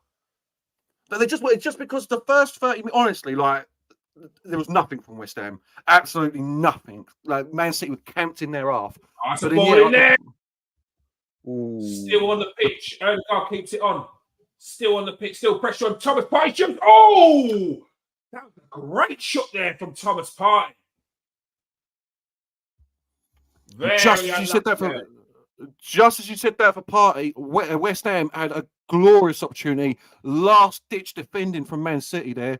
Like, last-ditch to get it out. Give us a little half-time roundup there. On the Man City game, Garth. Coming up to I'll give it. Man City got 2 minutes to go. They're 41 minutes to go. 4 minutes of injury time. So They're in their third minute That at the 4 moment. minutes they played extra. They started late. Is definitely been caught up in this first half for Arsenal. Wouldn't be surprised if that was done on purpose. It's gone into the 51st minute in this game. Ridiculous. Yes. Where you got 7 minutes of injury time from? I can't even. Was anyone down for a long period They of time? found those minutes to cap so that the second half can start at the same time as the Man City game. Oh, was that handball? So Man City half time right now. They're just walking off the pitch. Is that handball? How have you caught up? How have you put ahead of me? I forwarded it, bro, because I started in front of you anyway, didn't I? Yeah, you did. Yeah. Modern technology, people, is crazy. I remember, like, far toward live TV. Are you insane? Pausing live TV, like pause it. No, mate, nah. Record onto a box, mate. I've got VHSs. That's what... So Man City is half time. They're 2-1 up at the moment, but the last 15, West Ham have definitely been in the ascendancy. Arsenal is also half time. Arsenal won, Everton won, took the lead there from Everton from a Declan Rice deflection from a free kick from a Drissagay free kick. But not long after, Arsenal equalised through Tomiyasu on the 40th. In fact, it was 3 minutes later, Arsenal equalised from Tomiyasu. All right, I'm going to quickly go and get a beverage if you want to just hold the fork, Garth, and then I'll hold the fork and you get a drink, mate. I'll just go for the Man City bit quickly. Man City, first 30, absolutely all over West Ham. To be quite honest with you, I had a bad feeling. I didn't say it at the time because I didn't want to upset any Arsenal fans. I had a bad feeling it was going to be 5-0 before the break. West Ham couldn't get out of their box. They were struggling to string two passes together. Admittedly, I'm going back and forth from the City game to the Arsenal game, but they were really struggling to get out. 2-0 up with inside 20, was it, for Man City? Lovely first goal from Phil Foden, who scored both of them, takes it on the edge of the area, cuts inside a little bit, and then unleashes a lovely shot into top right-hand corner, the goalkeeper's top right-hand corner. Second goal, Doku takes it down the left-hand wing, paces his man, gets a lovely cross in across the floor, drilled ball, and Foden's there to just put Slight home for 2-0. And at that point, Arsenal fans were not happy. They were turning it off their TVs in droves. It was back to the barbecue on this sunny day. And then out of nowhere, the last 12 minutes of the half, West Ham really upped their game. You saw combinations coming together. You saw a bit of fight, a bit of desire from them. They clearly didn't want to just get absolutely annihilated by this Man City side. And then somehow they win a corner. And what a goal from Kudos. Like, absolutely one of the goals of the season for me. Corner comes in. It's headed back down to him from one of his own men at the right-hand post. He takes a lovely touch in midair to set himself up. And then an absolute beauty of an overhead kick. Goalkeeper stood no chance from that range. 2-1 Man City, and everything's still to play for now. This is exactly what I wanted. This is exactly what I wanted. We're still in it. Otherwise, look, 2-0. What did we say jokingly? It will probably be 2-0 down. West Ham will probably be 2-0 down in the first 10 minutes. When it was 20 minutes, they were 2-0 down. But yeah, fair play to them, because a lot of teams don't come back from that. You go 2-0 down to a Man City, you don't fight back. But like I say, the last 12 minutes or so, they really, like, something definitely changed. I don't know if they made a sub or something, or tactical, because I haven't got the sound on. A tactical, change. The manager made a something, or they just started clicking. But they were, or Man City, which you don't see very often, started feeling a little nervous. Yeah, or complacency, 100%. Yeah, definitely. So yeah, it's all the play. 2-0 is the most dangerous scoring football, they say.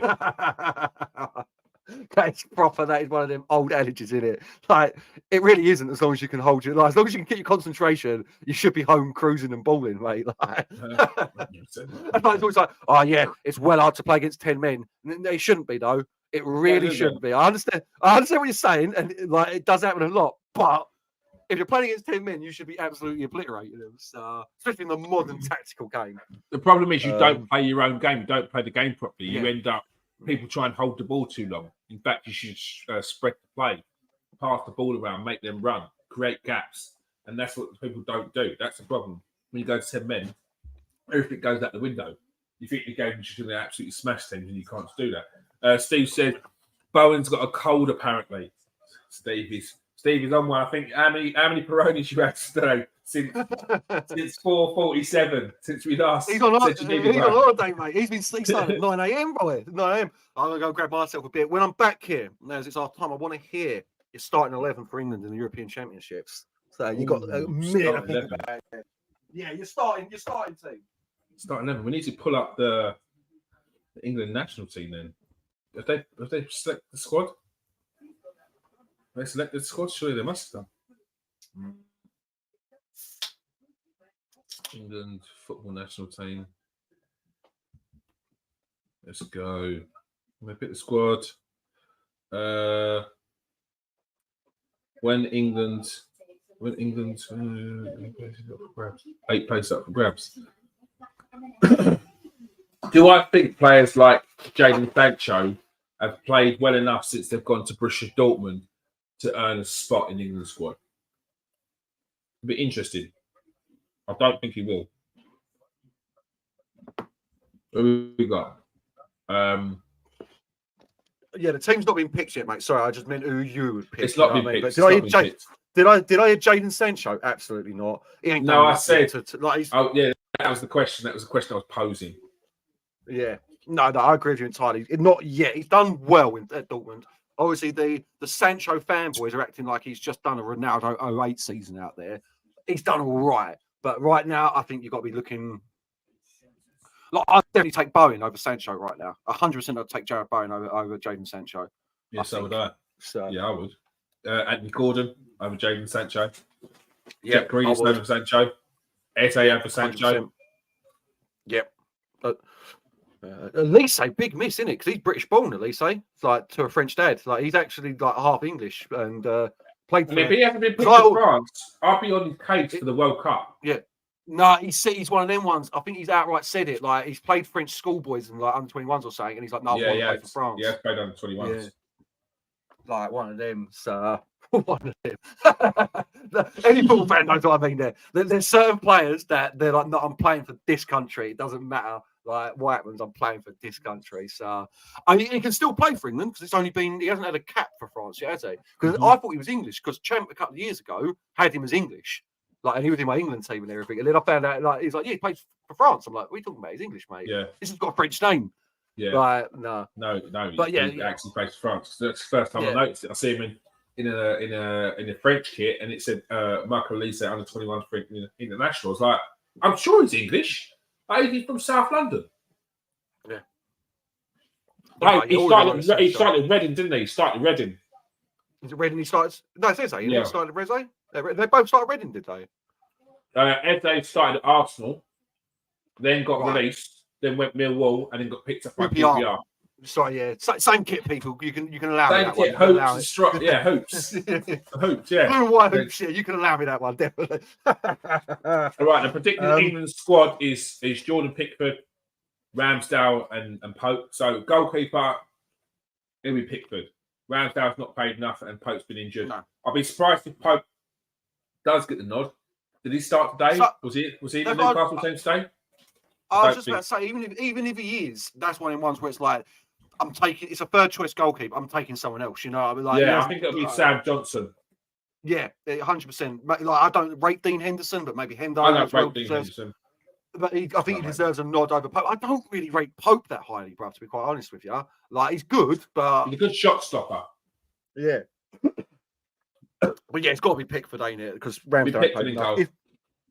For me, Ramsdale is a better goalkeeper than Jordan Pickford, which is why he needs to leave Arsenal. I know Arsenal fans really don't want that. I get it. He's a great second choice. One of the best. He's probably the best backup goalkeeper since Man United had Valdez as our backup. You know, like he's phenomenal. So he does need to move on. But yeah, Pickford in goal, definitely.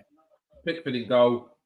Defence, we've got Kyle Walker, Harry Maguire, John Stones, Luke Shaw. Has Luke Shaw been injured today? How old is this article? Mate, he ain't. They reckon he might be back for the FA Cup final. No, you can't be picking. This is Michael Hicks. No, freelance. Let's find someone else who's got a bit more.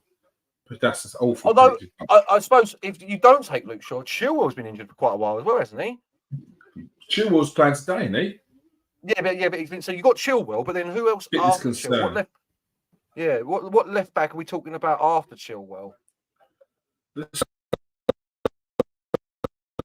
line up today. Who have they got in today? Chilwell's not playing today. It's a definite concern. Yeah, they play Mark Cucurella. Is he on the bench? Chilwell is.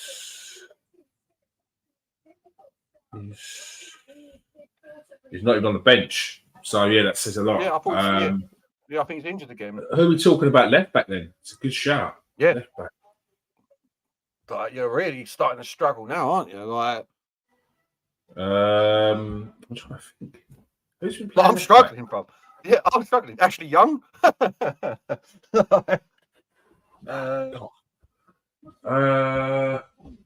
been playing left back?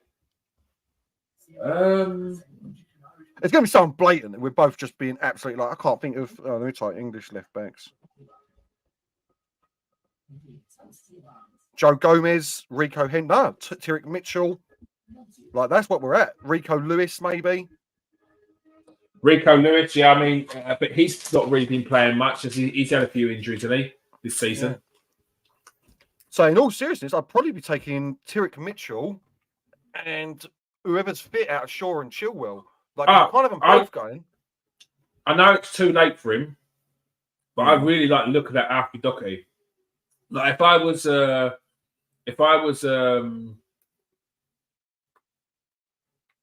they're going down, so I would sort of maybe see how much they might be looking for that Alfie Doherty. Good player for Luton. Yeah. No, do you know what? I was just about to say, he's done well this year, ain't he? In the Premier League as well. 8 assists in the Premier League, mate. Mm-hmm. So, Charlton boy as well. I like that.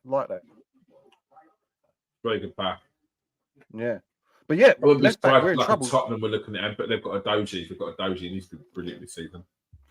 Yeah, we could be in serious trouble at left back position. Joe Gomez, yeah, Tyrick Mitchell, Rico Henry, Luke Shaw, Ben Chilwell, basically. Mm-hmm. So, like, unless listen, I wouldn't take him. Of course, I wouldn't. But Aaron Wan-Bissaka's been playing left back for Man United a lot this season. Like, if we're really struggling with nothing else. Like, listen, it would be everyone else would have to be injured, bruv. You know what I'm saying? But like, if we're starting to talk about like Rico Lewis and like Tyrick Mitchell and stuff, then yeah, I might have to start thinking about. I think if Luke Shaw plays in that FA Cup final, he might get the nod. Yeah, but I think Kieran Trippier will probably start, and it'll be that's another good shout. Yeah, you put Trippier left back. Yeah. It'll be. Sometimes he likes to get a bit fruity and play Kyle Walker as centre back, doesn't he? Yeah. But I don't think he's going to play Trent. I think he'll go. It'll be his first tournament, because he's missed every tournament. But I don't think he's going to get. Yeah. I didn't know that. I don't think Trent's been to a tournament. Fair play. I think he's been injured for the World Cup and the Euros. The Casado goal is lovely. Goalkeeper well off his line. Casado from 5 yards inside his own half, is it? No, just inside the opposition half. Absolute beauty over everyone. Back in the net, lovely goal. But yeah, no, we're going to be struggling left back. Like, Joe Gomez hasn't really played much this season, has he, either? I don't think. Like, I haven't seen him. In and out, injured. But he has played more this season, I think, than he has in recent seasons. Right. Because he had a bad injury. Another Charlton boy. Yeah. So yeah, left back's going to be struggling. Who's your centre back partner you're going with out of everyone we've got? What are you starting? John Stones. Obviously. John Stones. It's going to be Harry Maguire. It is going to be Harry Maguire. Whether it should be, but I wouldn't mind it being that Mark Gay. Yeah, as Tomori done this year, because I was annoyed that he didn't get picked last year for the teams when he done so well. I don't really know Tomori, but I think all the English boys have done well at AC Milan, haven't they? But AC Milan is doing this brilliantly. I know Smalling's done well again this year. He's been injured for a bit of it, but he done really well last year. It's Chris Smalling. Yeah, Smalling's played no games this year, actually. 12 games. Injured again. He never got a shout, really, after he went to Italy. It was just quite surprising. He definitely should have got a shout the first year Mourinho was at Roma. Was that last year when they won the Conference League, or the year before, whenever it was? Mm-hmm. He was their best player, but the best defender by a long way. And it was that's when Maguire was at his worst. And somehow Maguire's getting into this team and Tomori and Smalling aren't. And that's when I lost quite a bit of faith with Gareth Southgate, to be quite honest with you. So, do you see any? Milan came second in the league. They were like, what, nearly 20 points off of 19 points off of Inter Milan, who won the league. Is there any shout for Dan Burn going? Left back? Nah, it'd be a very unorthodox, unfashionable selection, wouldn't it? Yeah, I don't know if he is good enough either, in all honesty, for that level. So, what we're saying is, like, does Lewis Dunk get a call up for a chance in the centre back positions? He's been sniffing around the last year and a half. He has been sniffing around, hasn't he? Yeah. Our defence is quite weak. This is what happens. Like, people keep showing that midfield attack, and then you start talking about our defenders, and it's like Carl Walker, well past his prime. In all reality, 33, like he's past. He's still quality, but he's on Trippier 31. You take him for the dead ball situations, obviously. Tomori has played 25 games, scored 4 goals this season. Yeah, you should take Tomori, in my opinion. If he's fit, you should take Tomori. He can play back 2 positions. Good player. Yeah, quality player. That's a player that I think Man United, if they pulled their act together and done well next season, would be able to draw. Do you know what I mean? 100%. Yeah. No, quality player. Still only 28 as well, I think. If that, 27. He's not. I don't think he's 30 yet. Tomorrow. 26. So yeah, that's a quality signing. That'd be a quality. Yeah, and he's signing. 26. He's 27 in December. Yeah. So yeah, instead of that, do you take? Does James Ward-Prowse get a place on the plane for you? I think if James Ward-Prowse kept up his form as he did at the start of the season, then yes. But I don't know with our midfield. Let's have a look at our midfield. Midfield is Jude Bellingham, Declan Rice, Conor Gallagher, Kobe Mainoo, Jordan Henderson, James Maddison. Yes, I would not take Kobe Mainoo. I wouldn't take Mainoo or Henderson, bruv. I'd drop both of them out, and I'd drop Henderson out before Mainoo as well. I'd definitely Ward-Prowse for Henderson. Oh, we're kicking off. Both games kicking off at exactly the same time. You know they've done that. You know they've done it on purpose. Wait, pick the ball out. Time waste. We need 3 minutes. Are you up to date? What are you on? I'm 45-20 on this game here, bruv. 45, 18, 19, yeah, 20. So we're about the same. 3 seconds off. Yeah. Partey with a straight, direct ball. But Martinelli says he wants it at his feet. Not good enough there from Thomas Partey.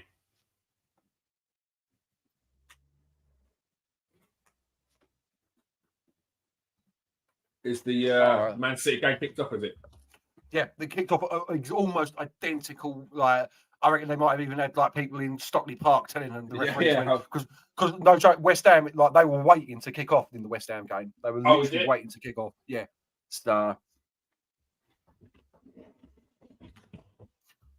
West Ham out here with purpose as well. They're out here with purpose. Oh, really? Yeah, mate. I can't believe it. Like, it's just an absolute. I've not seen a team change like this inside like 5 minutes. They're expansive football, spreading across the pitch. I mean, it's still Man City, though, isn't it? You look at that press from Man City. Oh my God. Let me flick on to the other game quickly.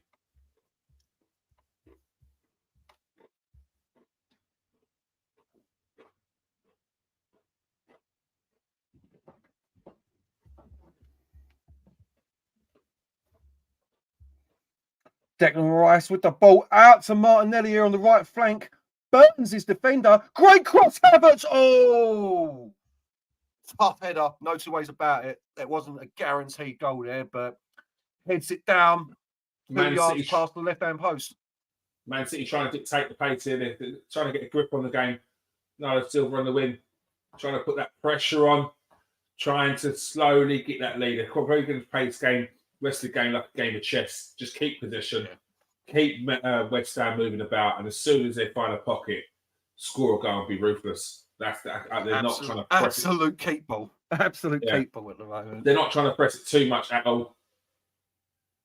Even here, when you think they might try and cross it in and they don't, they just pass it to the wing, pass it back out. Yeah, there we go. Find that space. Probing football. I hate that. Rodri to De Bruyne, to Rodri, to De Bruyne, to Rodri, to De Bruyne. Trossard dragging the ball into the area. Oh, it's a good tackle. Was that Seamus Coleman? Core. How old is Seamus Coleman? He must be 36 easily. Yeah, remember, was it last season when Lampard was there and he did that speech? This guy gives it everything. It's like, man, you've got... Yeah, you can hang your hat off Seamus Coleman, but he can't be your main player. He's like 38 at the time. He cannot be your main guy. Of course, he's going to give it his all. This guy gives it every game. Mate, you're going to get sacked in the morning. You're getting sacked in the morning. Yeah, I'll give you my all. The chance here on the edge of the area. Oh, surely great tackle there by West Ham. And shot. Oh, first time shot there from, is that Kevin De Bruyne? Just in his stride. That's what he loves to do. This game's definitely got another goal in it, easily. But will it be West Ham or will it be Manchester City? Back to Arsenal. Who was it I saw? It was either Roy Jennings or Boovy or McCullough trying to make a rage bait point that Kevin De Bruyne isn't one of the best players of all time in the Premier League. What? Like, honestly, I'll find the clip for the Grumpy Gits podcast. I'll find it so that we can do it because it was one of the most stupid things I've heard in a long time, bruv. Chelsea 2-0 up, I think. Let's have a look at this. Yeah, they are 2-0 yep, 2-0 up. Scramble goal. Raheem Sterling has finally scored. Oh, but did Bournemouth pull one back immediately here? I think they did. Lovely cross. Oh, who just got sold a dream there? Was that Disassi? Well, they scored. Yeah, it's 2-1 Chelsea. The ball was Chelsea scored, and then North equalised straight away. But whatever Chelsea defender it was, he got sold a dream, mate. Like he was, he was on the deck. And obviously, I am missing, for the sake of the channel, a fantastic game between Brighton and Manchester United right now. What's the score? 52 minutes in, 0-0. 0-0. Wow. Oh, De Bruyne with another long-range effort. Oh, no, it's Foden. Foden with a long-range effort there.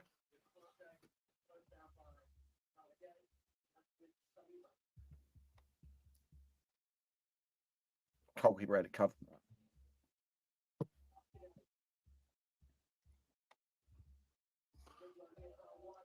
They keep showing things that Man City fans are nervous. I wonder what the atmosphere is like. Yeah. They keep showing pictures of them, and they're not like, considering they're about to win the title, you know what I mean? Like, if everything stays the same as it is right now, like, it's not a party celebration atmosphere at the Etihad at all. This might change everything. Man City, this might change everything. No, good goalkeeping again.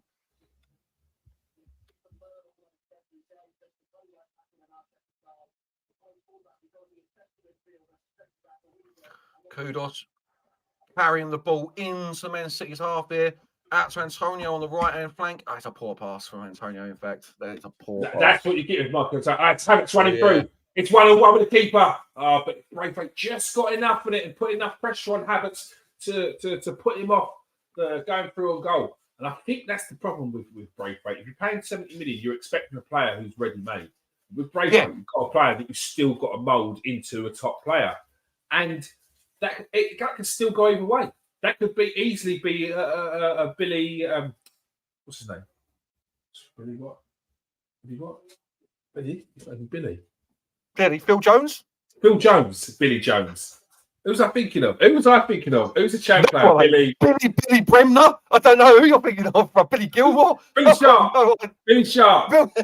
Yeah, that's a champ player. Yeah, because Phil Jones was one of those champ players as well. Yeah.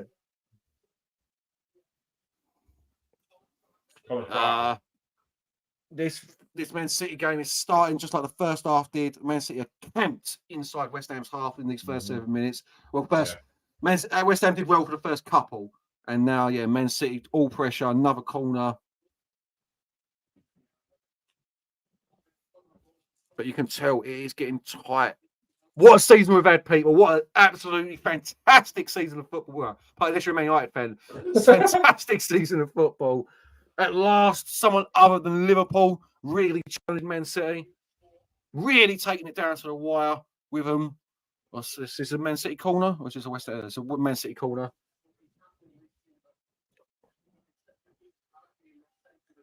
Arsenal, Round up even, of the I mean, scores. Arsenal, Everton 1-0. Brentford versus Newcastle United 1-0. Manchester United 0.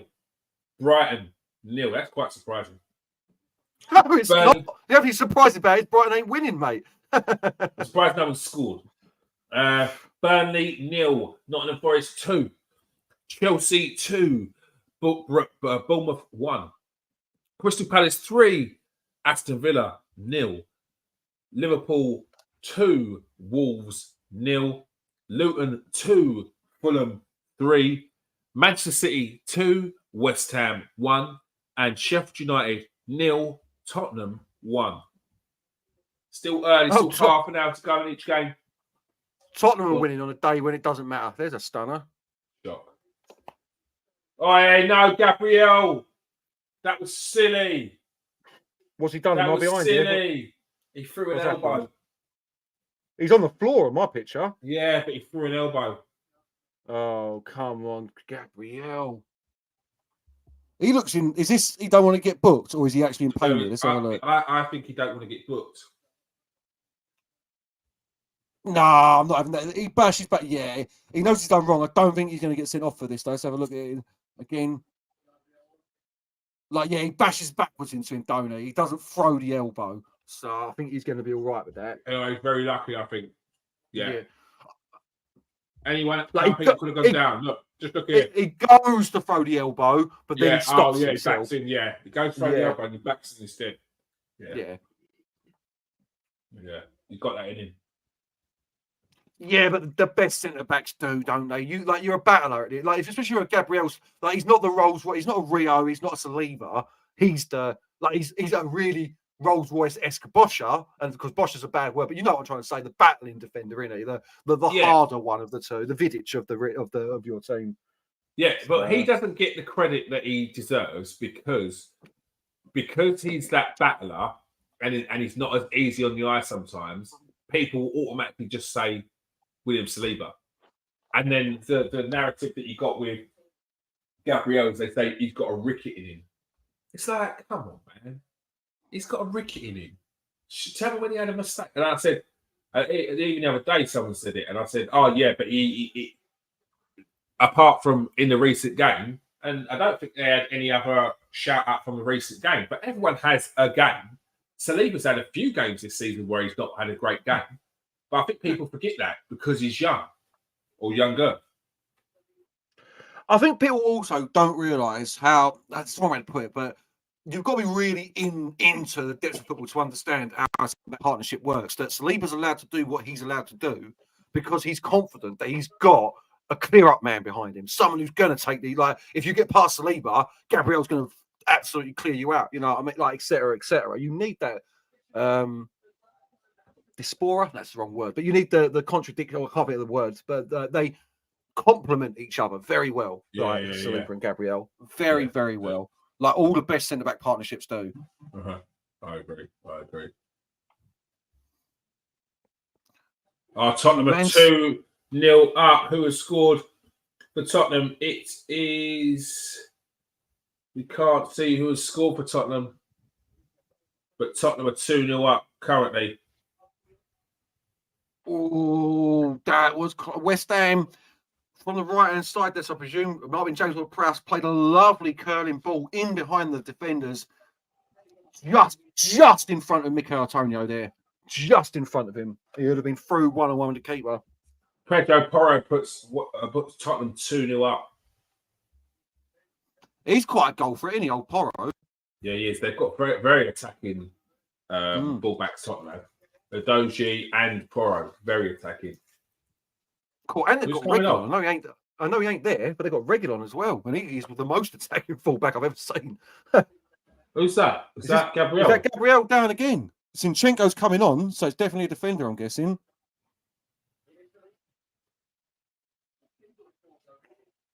Denmark going centre back. Yes. Oh, you don't want that for Arsenal. At least it's the last game of the season. It doesn't look comfortable at all, Gabriel. Right shoulder. Did he do it when he tried to bash into whoever it was? Is that what's happened here? Yeah. He's paid for that then. Yes. Still, again, this is what I mean about your team, Keir. Even last season, you've got no replacements for this. You know what I mean? Like, you're bringing on, you know what I mean? And now you can bring on Zinchenko, you bring on Rob Holding, and no disrespect to Holding, but you know what I'm saying? Like, you bring Zinchenko on now onto the left, and you put Benny Blanco in at centre back. That is what a title-winning team needs, is that kind of depth and the ability to bring on good players off the bench to supplement your already quality team. Man City just playing around with the ball on the edge of the area here. This is why I hate watching Man City. Like, they're beautiful, but have a shot. Just have a shot. Pep Guardiola, like, come on, bro. And they'll score now, of course. Yeah, they have as well. Have they? Man City 3-1. Rodri. Fuck's sake. It's over. Come on, Arsenal. Just get the win. Get the win for the pride. Just get the win. For the pride. Just get the win so that we can have a nice finish to the day.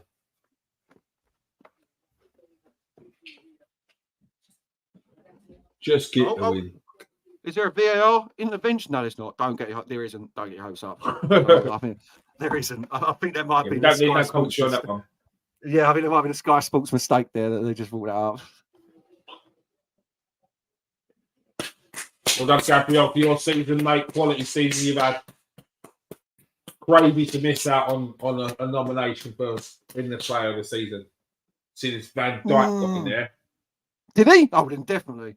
Oh, that's poor goalkeeping from West Ham. That's really poor. That's a poor hand from the goalkeeper there. He's got to be disappointed with that. He's got to be very disappointed with that. Yeah. The crowd know now. Go on. If Saliba didn't get in, but Van Dijk did. This is that Liverpool media loving. I don't get it, man. It winds me up a little bit because Saliba clearly had a better season. Like, there's no question about it. Like, what have you been watching? Like, to suggest that Van Dijk should be in there over Saliba? Or is it just because you want a Liverpool player in there? But Liverpool haven't got the best defence. They're not even top two best defence. So I don't even know why they're in. That's crazy, man. That's crazy. Well, it's across Arsenal. Oh, Trossard took far too long with that there. Yeah, you ain't got that cross yet. No. Arsenal, Trossard. I took far too long there. Tell me when you're at 60-31, bruv. You must be close to it now. 28, 29, 30, 31. There we go. Yeah, West Ham look a beaten side out here now. 30 minutes to go and all. That João Gomez from Wolves that we were speaking about earlier, he's 23. Yeah. And he signed for 18 million euros, so like 15 million pounds. Yeah, no, good. Funny enough, brother, I bought him as Casemiro's replacement on my Man United game. Like, oh, really? Done all right for it. Yeah. So, yeah, listen, mate. New champ here. New champ is awesome because of Saudi Arabia. End of my first season of my Man United team, they bought Bruno Fernandes for 110 mil. They bought Casemiro for 45 mil. They bought who else did they sign off me? And these players are happy to go. Yeah, but because they're getting wages, bruv, of like 400 mil, ain't they? But they're desperate to go. Each one of them, Varane for 35 mil. That was in January, though. Each one of them's like, my client is desperate to speak with Al Ittihad. Like, what? Not even like, yeah, bruv, yeah, because of the money, innit? Also, I wonder if Champ itself has put a little thing in. If Champ itself put a little thing in where players are willing to go to Saudi Arabia to make the game work, if you know what I mean, like. Oh, crossing the box. There's no one in the box. Just only Havertz. Come on, Arsenal. With all that money, I bought Florian Wirtz and that geezer, the Brazilian from Wolves. Florian Wirtz went to you. Yeah. But mate, I'd won the Oh league yeah, the because first year. this is Anyway, just off your. This is just off your in the Champions League, didn't you? Yeah. No, but First season. this is second season. So I've won the league with Man United that first year. You know what I mean? So, What? That's How'd you win champ, the bro. league with that team? Champ, bro. Well, I bought a few players in. I bought in. Who did you buy? I Messi. bought in. Oh, good save. I bought in that Diamonde, the centre back. He done really well. Also, like players like Casemiro aren't dead in that game. You know what I mean? Luke Shaw's not injured all season. Like, do you know what I mean? Like, I've got Mason Mount, I've got Højlund, who they think's going to be a good player, etc., etc. So it's not like it is in real life, man. Arsenal desperately attacking now. They're looking for something. They're still playing lovely foot. Oh, that's actually a bit of a wayward pass from Odegaard there. Too much on it. Yeah. Too much swaz. Hopefully, Zinchenko could bring something to this game. He's not been in great form, but he did have a nice little purple patch before he dipped in form a little bit. Although I do think people are quite harsh on Zinchenko because fucking hell. Was that a really good save, or was that Pickford being an absolute? That was very lucky, I think. Let's have a look at this in slow again. Easy catch, is spinning. Yeah. I think that's only ones. If you like Pickford, you like great reflexes. If you like me, I don't like Pickford. That's awful goalkeeping. Awful. It was bad goalkeeping, but he recovered well with very good reflexes because I think he probably called for it, which is why Braithwaite ducked, and then he didn't anticipate where the ball was actually going to go, and then he just had to pop it off because he was underneath it into the side. Yeah. Every time I watch this Braithwaite, like. It's going to be one of the ones that I'm going to regret 2 years down the line. And he's playing. Braithwaite's that hero defender. Just everything's last ditch, diving in, playing for a team that gets peppered every week. He looks good. But playing for a team where there's nothing happening for 80 minutes and you've got to keep it composed and keep it simple. I don't know. He's not seen that because Everton ain't that. No, and that's my point. It's always that, and what that does is when you've got a player like that, same with goalkeepers who are playing for a weaker team, who are always having to defend, who are always stopping shots. You forget the stakes that they've made in the game because they've made 7 great last-ditch tackles. Whereas, like you're saying, for Man United, you're not getting that. You're just having the mistake. That's it. You know, like that's your whole game. Like, I could be wrong. A lot of people are on the hype train with Braithwaite. A lot of people are looking at him apparently. Chelsea, I think, look at him. Man United look at him. Probably Newcastle will look at him. Borussia Dortmund apparently as well are looking at him. Oh, is it? So yeah, like and Borussia Dortmund don't get me wrong. Germany's always a good move for a young player, especially an English player. They've got good records going out there and progressing well.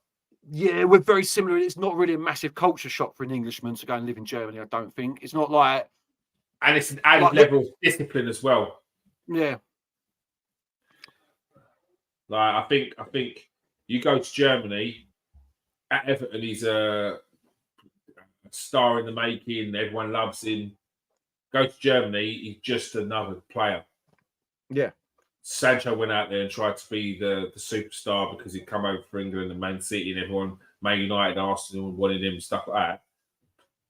They very quickly put him in his place from the captains and stuff and players in the team. I think he went into one of his early training sessions trying to nutmeg people, and they pulled him to the side and said, "No, you don't do that to the captain. It's a level of respect." Havertz, 60 mil down the drain. That's, do you know what? He's got some ability. This kid. Oh, he's offside. He was offside, but still, to get that header on target, if you will. So look at this. He ain't offside. Tottenham 3-0 up. Kulusevski. It was the second day. It was afterwards. I was going to say that'd be a horrific linesman decision if you called that offside.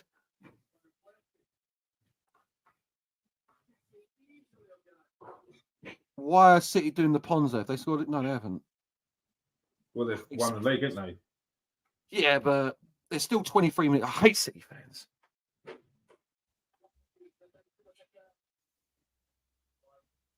Everything about City is so fake. You stole that celebration of a European team. Like, everything about your club is so plastic.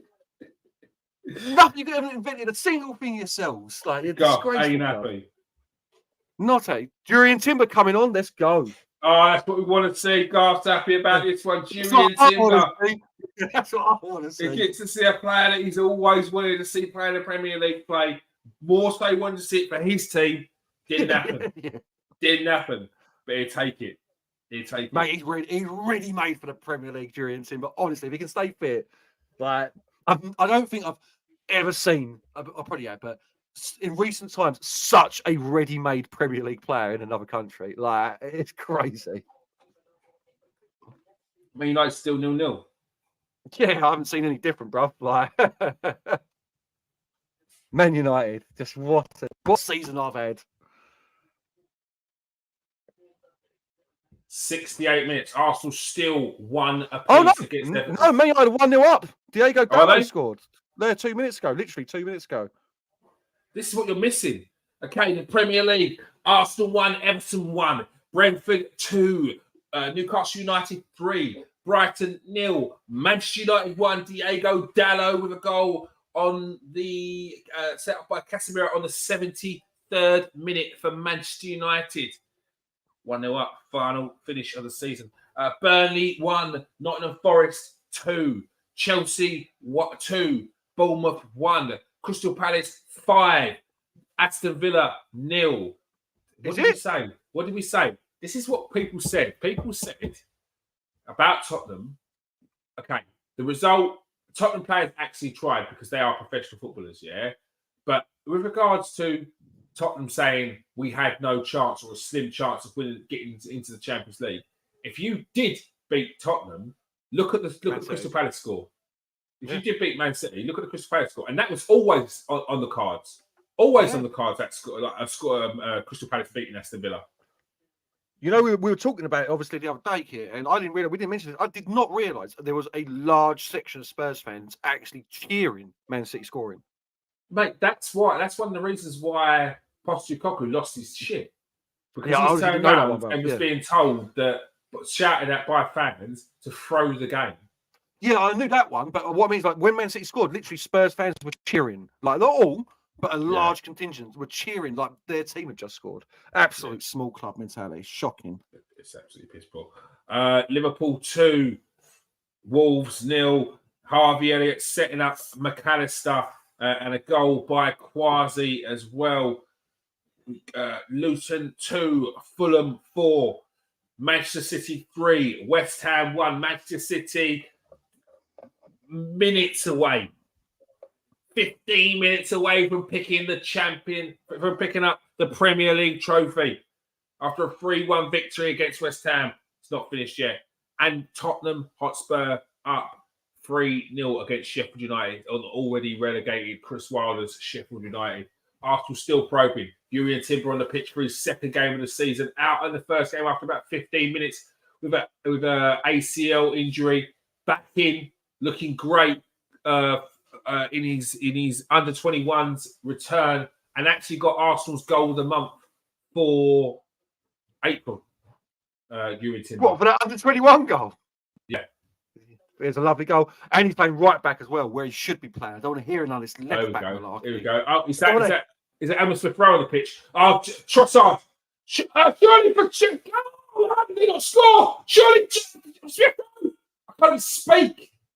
Odegaard How had is chance. that not gone in? How did Odegaard not score? How has that not gone in? That's when you know it might not be your day, gentlemen and ladies. That's when you know. Is that what happened? Did Gabriel go off, Timber come on, and Ben White go set back? Yeah, I presume that's exactly what happened, wasn't it? No, Zinchenko come on for Gabriel. Oh yes. And on left back. So who's gone right back? I think Benny Blanco. I think Benny Blanco's gone off then. And he's not been getting forward much in this game. To be fair, he's not been. Has he gone for it? Oh no, Tommy Asu. Has Tommy Asu gone into the centre then? Hold on, let's have a look. I'll get it up on the phone. Who threw their head there? I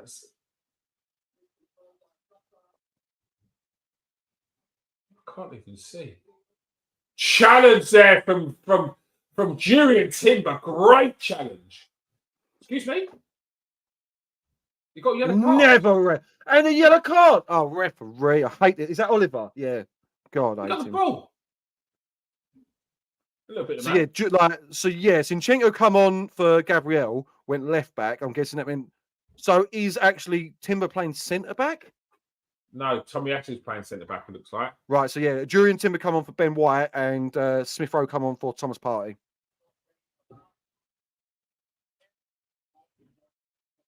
Oh, how did we not score there? Yeah, that's when you know. That's when you know it's not going your way today in football.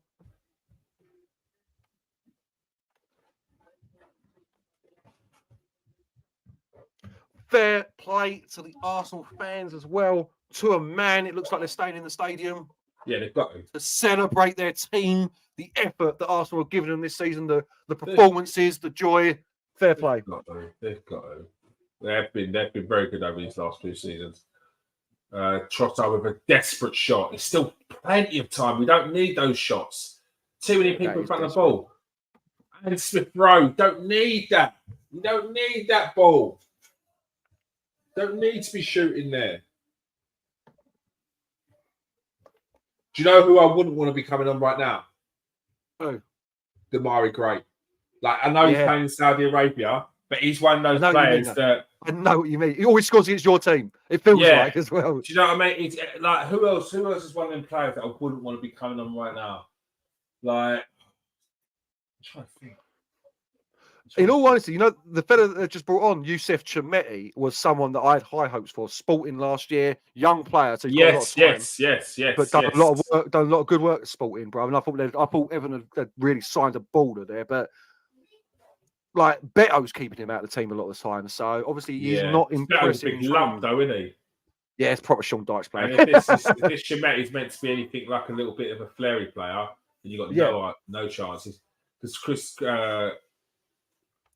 Dyce's idea of a fairy player was Chris Eagles, who was drop the shoulder. That's the most fair you're getting out of Chris Eagles. Drop the shoulder with pace. Is that so? Oh, come on, West Ham. Make this exciting, West Ham. Come on. Oh, it's piss poor. That is piss poor. Everton on the attack. We've got a chance there. Chemeti comes on. It's always going to be the way, isn't it? One of their subs come on out of nowhere, makes it 2-1. Not that it matters anymore, but just for the pride. Just for the final day at home. These games are never usually like this. I guarantee if Arsenal didn't have anything to play for, this is 4-1. What, to Arsenal? Yeah, of course. Yeah. Of course it is, bro. Wrapped up. Oh, that is like what's going on, refs? A lovely tackle from Alvarez for West Ham, being booked again. Like you should be allowed to. Oh, what the hell? That should. What the hell? I thought there was going to be a goal there. Stabbott's just bundling it through. Yeah. What happens? I think it was offside. It got called back. So I think it was more. I think it was more the Everton defenders were just not really putting a leg out or anything because the whistle had already been blown. So Man City just very much not doing anything now. Just keeping hold of the ball. Newcastle 4-2 up. Gameres has just scored. I'll be interested to see if Bruno Gameres stays at Newcastle this summer with the FFP that they've got. A lot of people sniffing around him. Yeah. So good player, quality player. Really, really, really good solid, good bowler. Obviously, they've got Tonali coming back as well, haven't they? So. Gabriel Jesus coming on. They're throwing all the kitchen sink at this one now. Come on, West Ham. 16 minutes. Get a goal now. Bring back to 3-2. Arsenal score. Let's make Man City sweat for the final 15.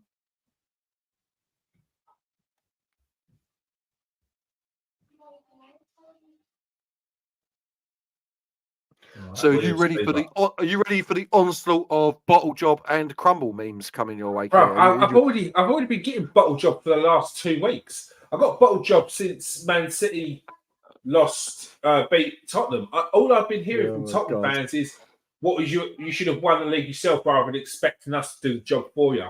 Why Tottenham fans think that they're that important that we're not going to help you to win the title? What do you mean help us to win the title? Do you not know how the Premier League works? Yeah. How about help yourself to Champions League football? What about what? Did I say that Crystal Palace helped us by taking points off Man City, or No. like Man City have only got 1 point of us this season. We've helped ourselves there, but it's crazy. The narrative people spin, the gymnastics people use just to get their point. Banter used to be quite clear. Like you'd banter, you know what I mean? Now it's just literally you just say untruths. You just like say nonsense, and it's classed as just banter. nonsense, isn't it? Yeah, it's absolute garbage. No thought process behind it. No, like nothing. You know, like if it's a one-on-one, you know what I mean? Like, I've been winding Steve up a lot with it recently. That's different. There's a couple of mates winding these, you know, right about it. But if you're actually in a social setting and you're saying stuff like that, if you're on social media saying stuff like that, you look like a fool. You look like a fool. You need to know that now. If you're saying Arsenal were bowled it or etc., yeah, you're looking like a fool. Here in Timber to Emil Smith Road to Zinchenko. Zinchenko on the wing to Gabby Jesus. Gabby Jesus looking for a space. He finds Declan Rice on the edge of the area. Declan Rice with a lovely blast. Not enough on that ball there for Declan Rice, but he wins it back. Good challenge there from Declan Rice to Gabby Jesus. But Gabby Jesus gives it straight back to Everton. But wins it back again there. The determination of the Brazilian forward there to win it back. He does well for Arsenal. And Arsenal break again from David Raya. Saliba to Rice. Arsenal still 12 minutes left of normal time to get the winner. Saliba to Erdegaard. Erdegaard drives with the ball forward. Finds Gabby and Martinelli. Martinelli takes on Ashley Young. Ashley Young gets a shoulder and gets the cross in. Oh! Finds it across goal. Yeah, Pickford past Pickford's head. To be fair to Pickford, he knew what he was doing there because he had a hand out. He pulled it back in, so fair because that was an own goal all over it. That was. Yeah, that's a cross. All it needs is just to get your head in it. Everton with the throw at Michael Keane. Or that same as Coleman. Yeah, it's got to be Coleman in it. It's at the right back. Oh, it's a lovely finish from Tomiyasu. Oh yeah, it's a nice goal from him. Lovely finish. Yeah, I won't be doing a player rating after this because my vision like, on the game, I've not really been on the game like that to be giving player ratings. I'm definitely going to give my afterthoughts. So don't worry, people. Don't leave straight after the game. Make sure if you are watching still, press that like and subscribe. If you are new to the show and you're watching on Twitter, we're going to give this a little retweet again, see if we get some more people watching right now. If you are watching on Twitter, get in the comment section. Let us know your thoughts on the game. Are you devastated as an Arsenal fan? If you're a Man City fan watching out there, get in the comment section. Get in there. Let us know your thoughts. Well done, Man City. I'm not going to be talking about 115 charges. I don't like the fact that people started talking about the 115 charges in the last couple of weeks. There was no talk of it before that. Yeah, but that's a whole thing here, though. Like that's because I think like serious people are talking about it. Like Jamie Carragher's talking about it on Sky Sports. I think something's coming down the pipeline that we don't know. Yeah, bro. Like honestly, because it isn't fans anymore. It's journalists talking about it. It's journalists like in the Athletic talking about is there everything tainted? It's almost like they're getting out in front of it, sort of thing, because they know something's coming. I see. Yeah. That's where that's come from the last couple of weeks, definitely. And as a Man United fan, I will literally get 115 tattooed onto my arm and talk about it. I don't like they can everything they've ever won. Would you get a title? Yeah, we get 3. What? Yeah, mate. Mourinho comes second to Man City. Solskjaer comes second to Man City. Oh shit! And Fergie comes second to Man City, bruv. Oh, is it all the way back then as well? That's what they're saying. Yeah, that's what. Maybe not all the way back to Fergie, but we'll definitely get 2. We'd get the Solskjaer and Mourinho ones, bruv. Yeah. Oh shit! You get 2 titles. Yeah. That's the funny thing, isn't it? Spurs still wouldn't win a thing. Like literally, we get 2 as well. Yeah. I think we both get 2. If it goes all the way back, we get 3. You get 2. Liverpool get 2 as well, I think. But yeah, it just because the 115 charges are over however many years it is. I don't think it doesn't go back to 2013, I don't think, or 2012. But yeah, it's off the cross. Who's that? Oh, What's Will that? Smith Rowe. No, I think I might be a little bit in for you again, bruv. I don't know what's going on.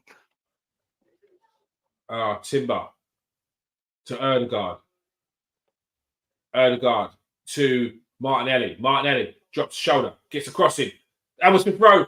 Oh, the crossbar. You're like 30 seconds ahead of me now. Yeah, I've just paused it, bruv. So I've just paused it so that we can get back on track. Nah, West Ham. Yeah, I'm sorry, man. Like as we all know, they're not doing anything, mate. Like they've not given up's the wrong word, but Man City have played this right. Man United 2 up. Hoyland with a goal, which I believe puts him on 16 for the season. Which, if you remember, I said I'd be happy with 12. So not a bad debut season for him in the end. Like I said, young kid. He's been injured a couple of times. Didn't start playing until September. Like you can't expect too much from him. So I'm hoping to see that improve next year to that 20-25 mark. You know what I mean? Let's have a recap of the games today. Arsenal currently 1-1 against Everton in the 84th minute. It's Brentford 2, Newcastle United 4, Brighton 0, Manchester United 2. Hoyland there with a goal in the 90th minute. Burnley 1, Nottingham Forest 2, Chelsea 2, Bournemouth 1, Crystal Palace 5, Aston Villa 0.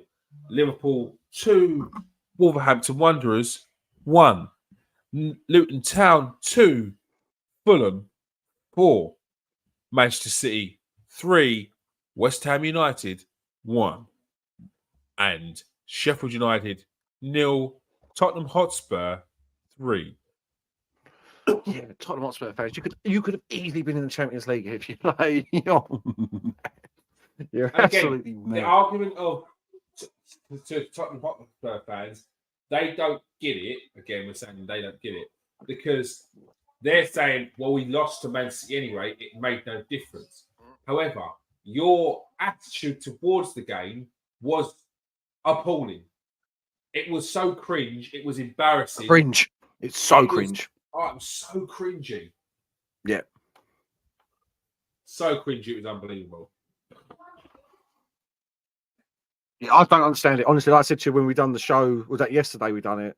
And I just don't get it, man. I don't understand the mentality. I don't understand it at all. So Arsenal again. Oh, I should have had a shot there, Odegaard, I think. Martinelli, Havertz, Odegaard. Yeah, this is the way you should have had a shot, you're saying. Yeah. Zinchenko crosses the ball. Braithwaite for a corner for Arsenal. Come on, West Ham. 5 minutes. Are we going to get any late drama in the Manchester City West Ham game? We need it. Come on. Just get one goal just for the last 5 minutes to be saying, like, it's David Moyes' last game as well, isn't it? I didn't think of that. Like, he's on his way, isn't he? Which I think is poor form from West Ham, in all honesty.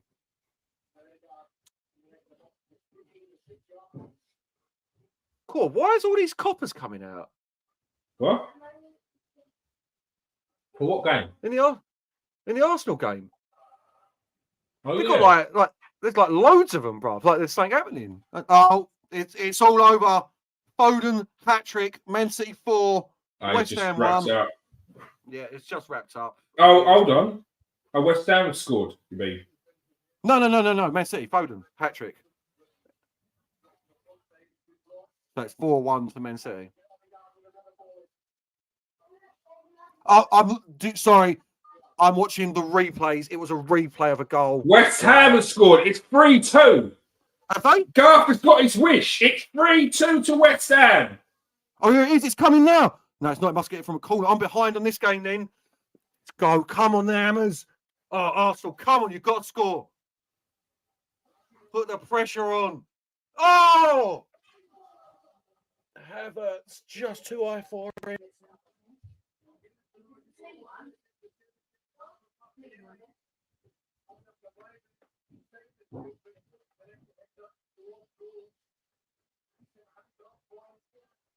Pep Guardiola is on his knees, literally. Corners in. Come on, Arsenal. Oh, did that go in? Oh, it's a disallowed. That goal be disallowed. Ah, is it? Oh, VAR. Come on. Last moment of the season. We don't need that. I'm obviously behind. I've got it on my phone, the Man City games. I'm guessing it's a little bit behind. I've not seen anything saying VAR Yeah, at I the think that goal's moment. been disallowed. I think the goal's been Oh, disallowed. it's a blatant handball here. It's definitely That's it. disallowed. It's a blatant. The mate, he pushes it in with his arm.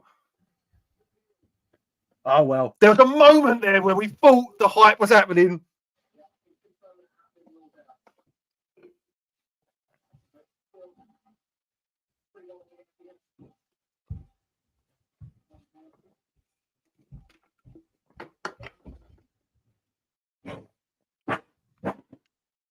Oh, what we saying? Jesus! To my neighbour! Oh, come A on! miss kick. Was that a miss kick from Odegaard? Or was it a pass? This is what Was you that a said. miss kick? This is what I you think said, Gar. Yeah, but West Ham need Late two. West Ham drama. need two. Late drama. 60 million down the And drain. scored. It's not over, people. It's not over. The fat lady is not singing. Oh, if only West Ham goal counted. Havertz. Steve says waka waka. Waka waka. It sounds Let's have like a one of look the at this. Muppets. Oh, he did not mean that pass at all. It's a shank of a shot, but it's not through the Havertz. It And doesn't it's matter. Odegaard as well. Kai It doesn't Havertz, matter. 60 million. Oh, down the Man drain. City. You're such a dirty team. Foden is down from the most innocuous challenge you've ever seen, writhing around the pitch like he's been shot. Oh, Oh, if only that goal would have stood for West Ham. you And they know would have it. felt this. You know it. And they would have, the The tension. tension right now would have been, oh my It would God, have been palpable. crazy. Absolutely mental. To be fair, the Arsenal fans. What? Oh, you're getting VARs now as well. No way. Possible handball, apparently. It's going to the monitor. We all know what that usually means. Oh, go away. Go away. Yeah, come on. Get out of it. I'm not having that as a VAR intervention. What? I'm not having that. I'm not having Oh, that. no way. No way. No way. No way. No way. His arms by his side. You can't be giving that as a hand. You can't His not arms by his allow. side. You can't not allow a goal because of that. This is what I'm talking about with VAR. Like, they need to streamline these rules because that's ridiculous, man. Not only is that not a clear and obvious error, that's not even a handball in my book. The Like, game's been playing for like 5 minutes. has he given it though? I think the referee's still giving the goal. I think the referee's overturned it. Well done. Well done, ref. Well done, ref. Well done. Fuck you, VAR, you bastards. Trying to chop that goal off. How are you trying to chop that goal off? Crazy. I can't even believe that was that's what I mean. That's not needed for VAR. It's crazy. West Ham have got 4 minutes to make Arsenal dreams come true here. Do you believe? Yes, I believe. I believe West Ham can come back and score 2 goals. Come on, West Ham. Come on, you Irons. Like the West Ham goal, bruv. Like it was have you seen it yet? There's no way you can allow that. Like it's a handball, like a proper handball, bruv. Like it pushes it into the net. It's worse than the Henry one, mate. What was that against Ireland? Was it? Yeah. Yeah. Well done, Arsenal.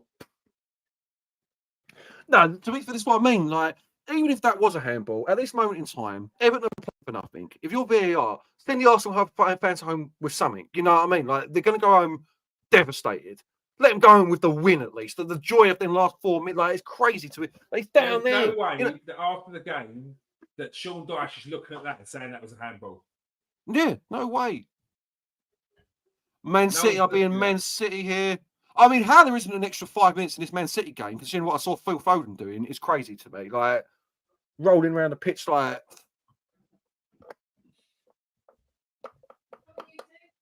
Martinelli's not doing too bad in that right wing in the absence of Saka. He's got another chance there. He's running through. Oh, great run. Great run from Martinelli. Been pretty lively, to be fair. Let's see. Very traditional, get down the wing, cut it back. Not much sort of cutting in and No. putting on his left to Playing- shoot. Yeah, playing a traditional winger role. Playing a traditional winger. Like you said, definitely. There's definitely room for that. Yeah, I've got a feeling in the next couple of years you're going to start seeing, like everything's circular. You're going to start seeing more traditional roles come back into football, like more traditional wingers, more traditional fullbacks, etc., etc. Like, and it will always be seen as trying something new. You know what I mean? Like, it's genius. Who would have thought playing 4-4-2, 2 men up top, big man, little man? That's a genius move. It was not long ago. I can't remember what manager said it. He said people keep talking about this 3 at the back like it's new. He was doing 3 at the back in the 70s. He was doing 3 at the back in Spain in the early 80s. Like it's not new. It's just recycled. 4-4-2 came back in not long ago because it made defenders who played 3 at the back think, because now they've got to deal with two strikers instead of just that one.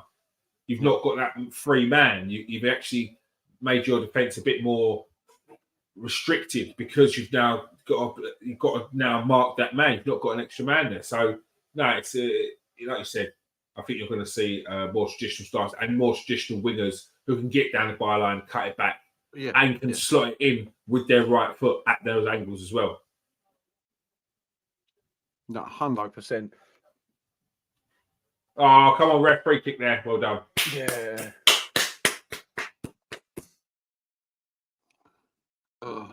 Do I have to applaud Man City? Yeah. We've got 720 people currently watching. If you are watching on YouTube, come over to YouTube, press that subscribe button. If you're watching, if you're watching on YouTube, come over to YouTube. If you're watching on Twitter, press that like and press that retweet. If you are watching on Arsenal Show, make sure you press that retweet and press that like button. But come over to the comment section on YouTube as well. We've got one comment in there. Who's this going to be? Steve's going to be saying bitter. It is. What's he saying? He said, best team lost the league. Hope United smashed those cheats in the FA Cup final.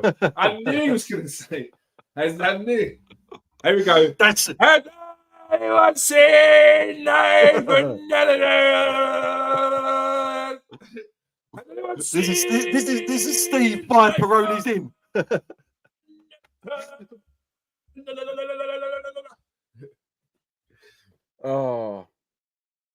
At least it's a European Championship summer.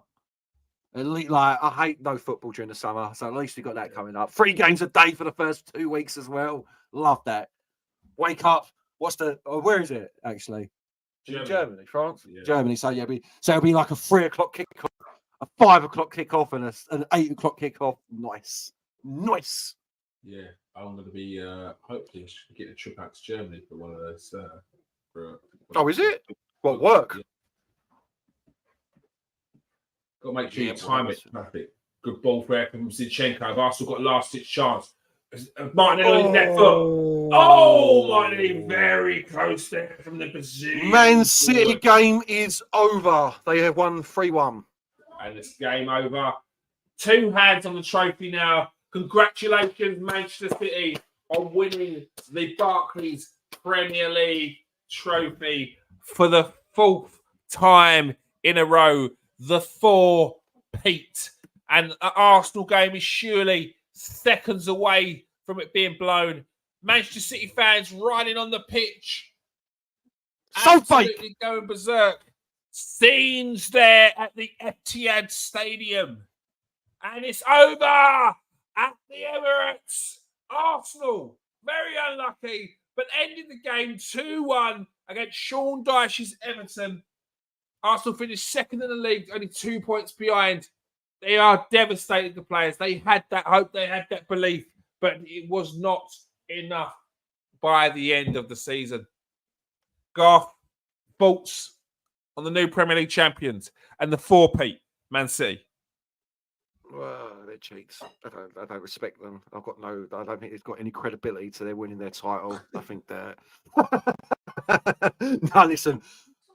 This is the thing with Man City. You can talk about the charges all you want, which I do. You can say that they've got asterisks next to their titles, which I do. I'm the same as every other fan. Bottom line is, though, they still had to go out there and do the job. The players on the pitch had to do the job, and they've done the job since basically Arsenal got a step on them in the league. They've been phenomenal. Have they even lost a game? Have they dropped a point? You know what I mean? Like they dropped points against you, but obviously that's the same as you dropping points against them. They've been indomitable.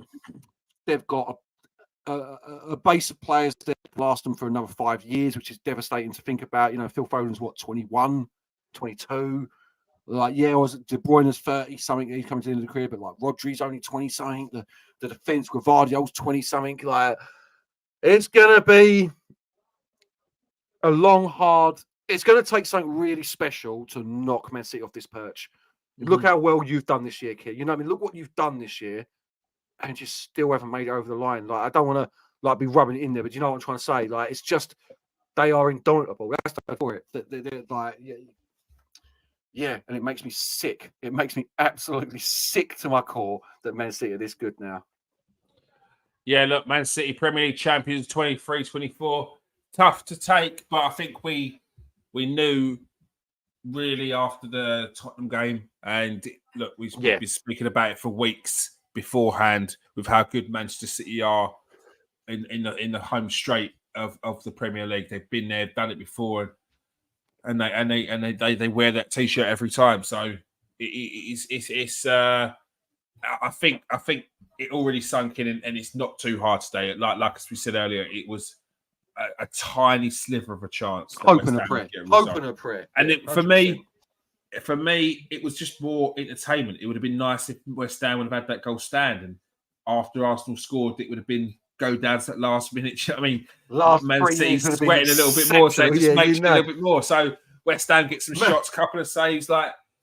It just makes Man it City more exciting. I'll be sweating. Let alone what you'd be like, bruv. Like, they'd be sweating everywhere if that had happened. But yeah. So look, the Arsenal players should be proud of themselves, and we come next 100%. season.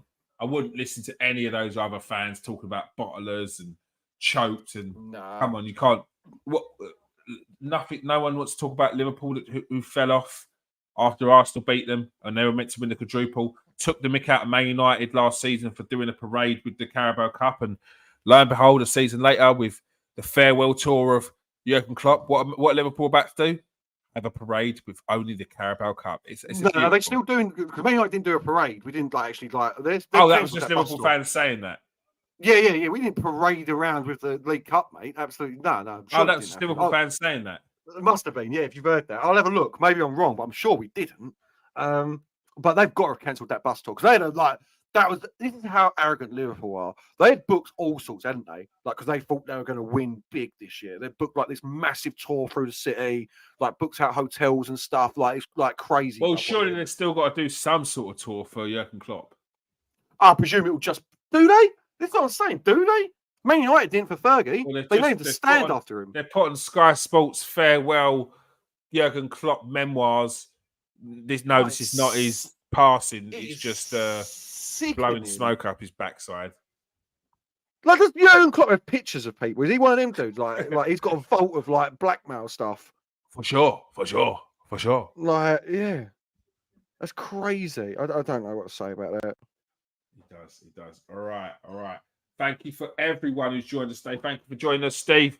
Thank you for joining us, Russ, Piggy, Vaughan, and all the rest. We've got 733 people watching. We've had quite a few people watching through.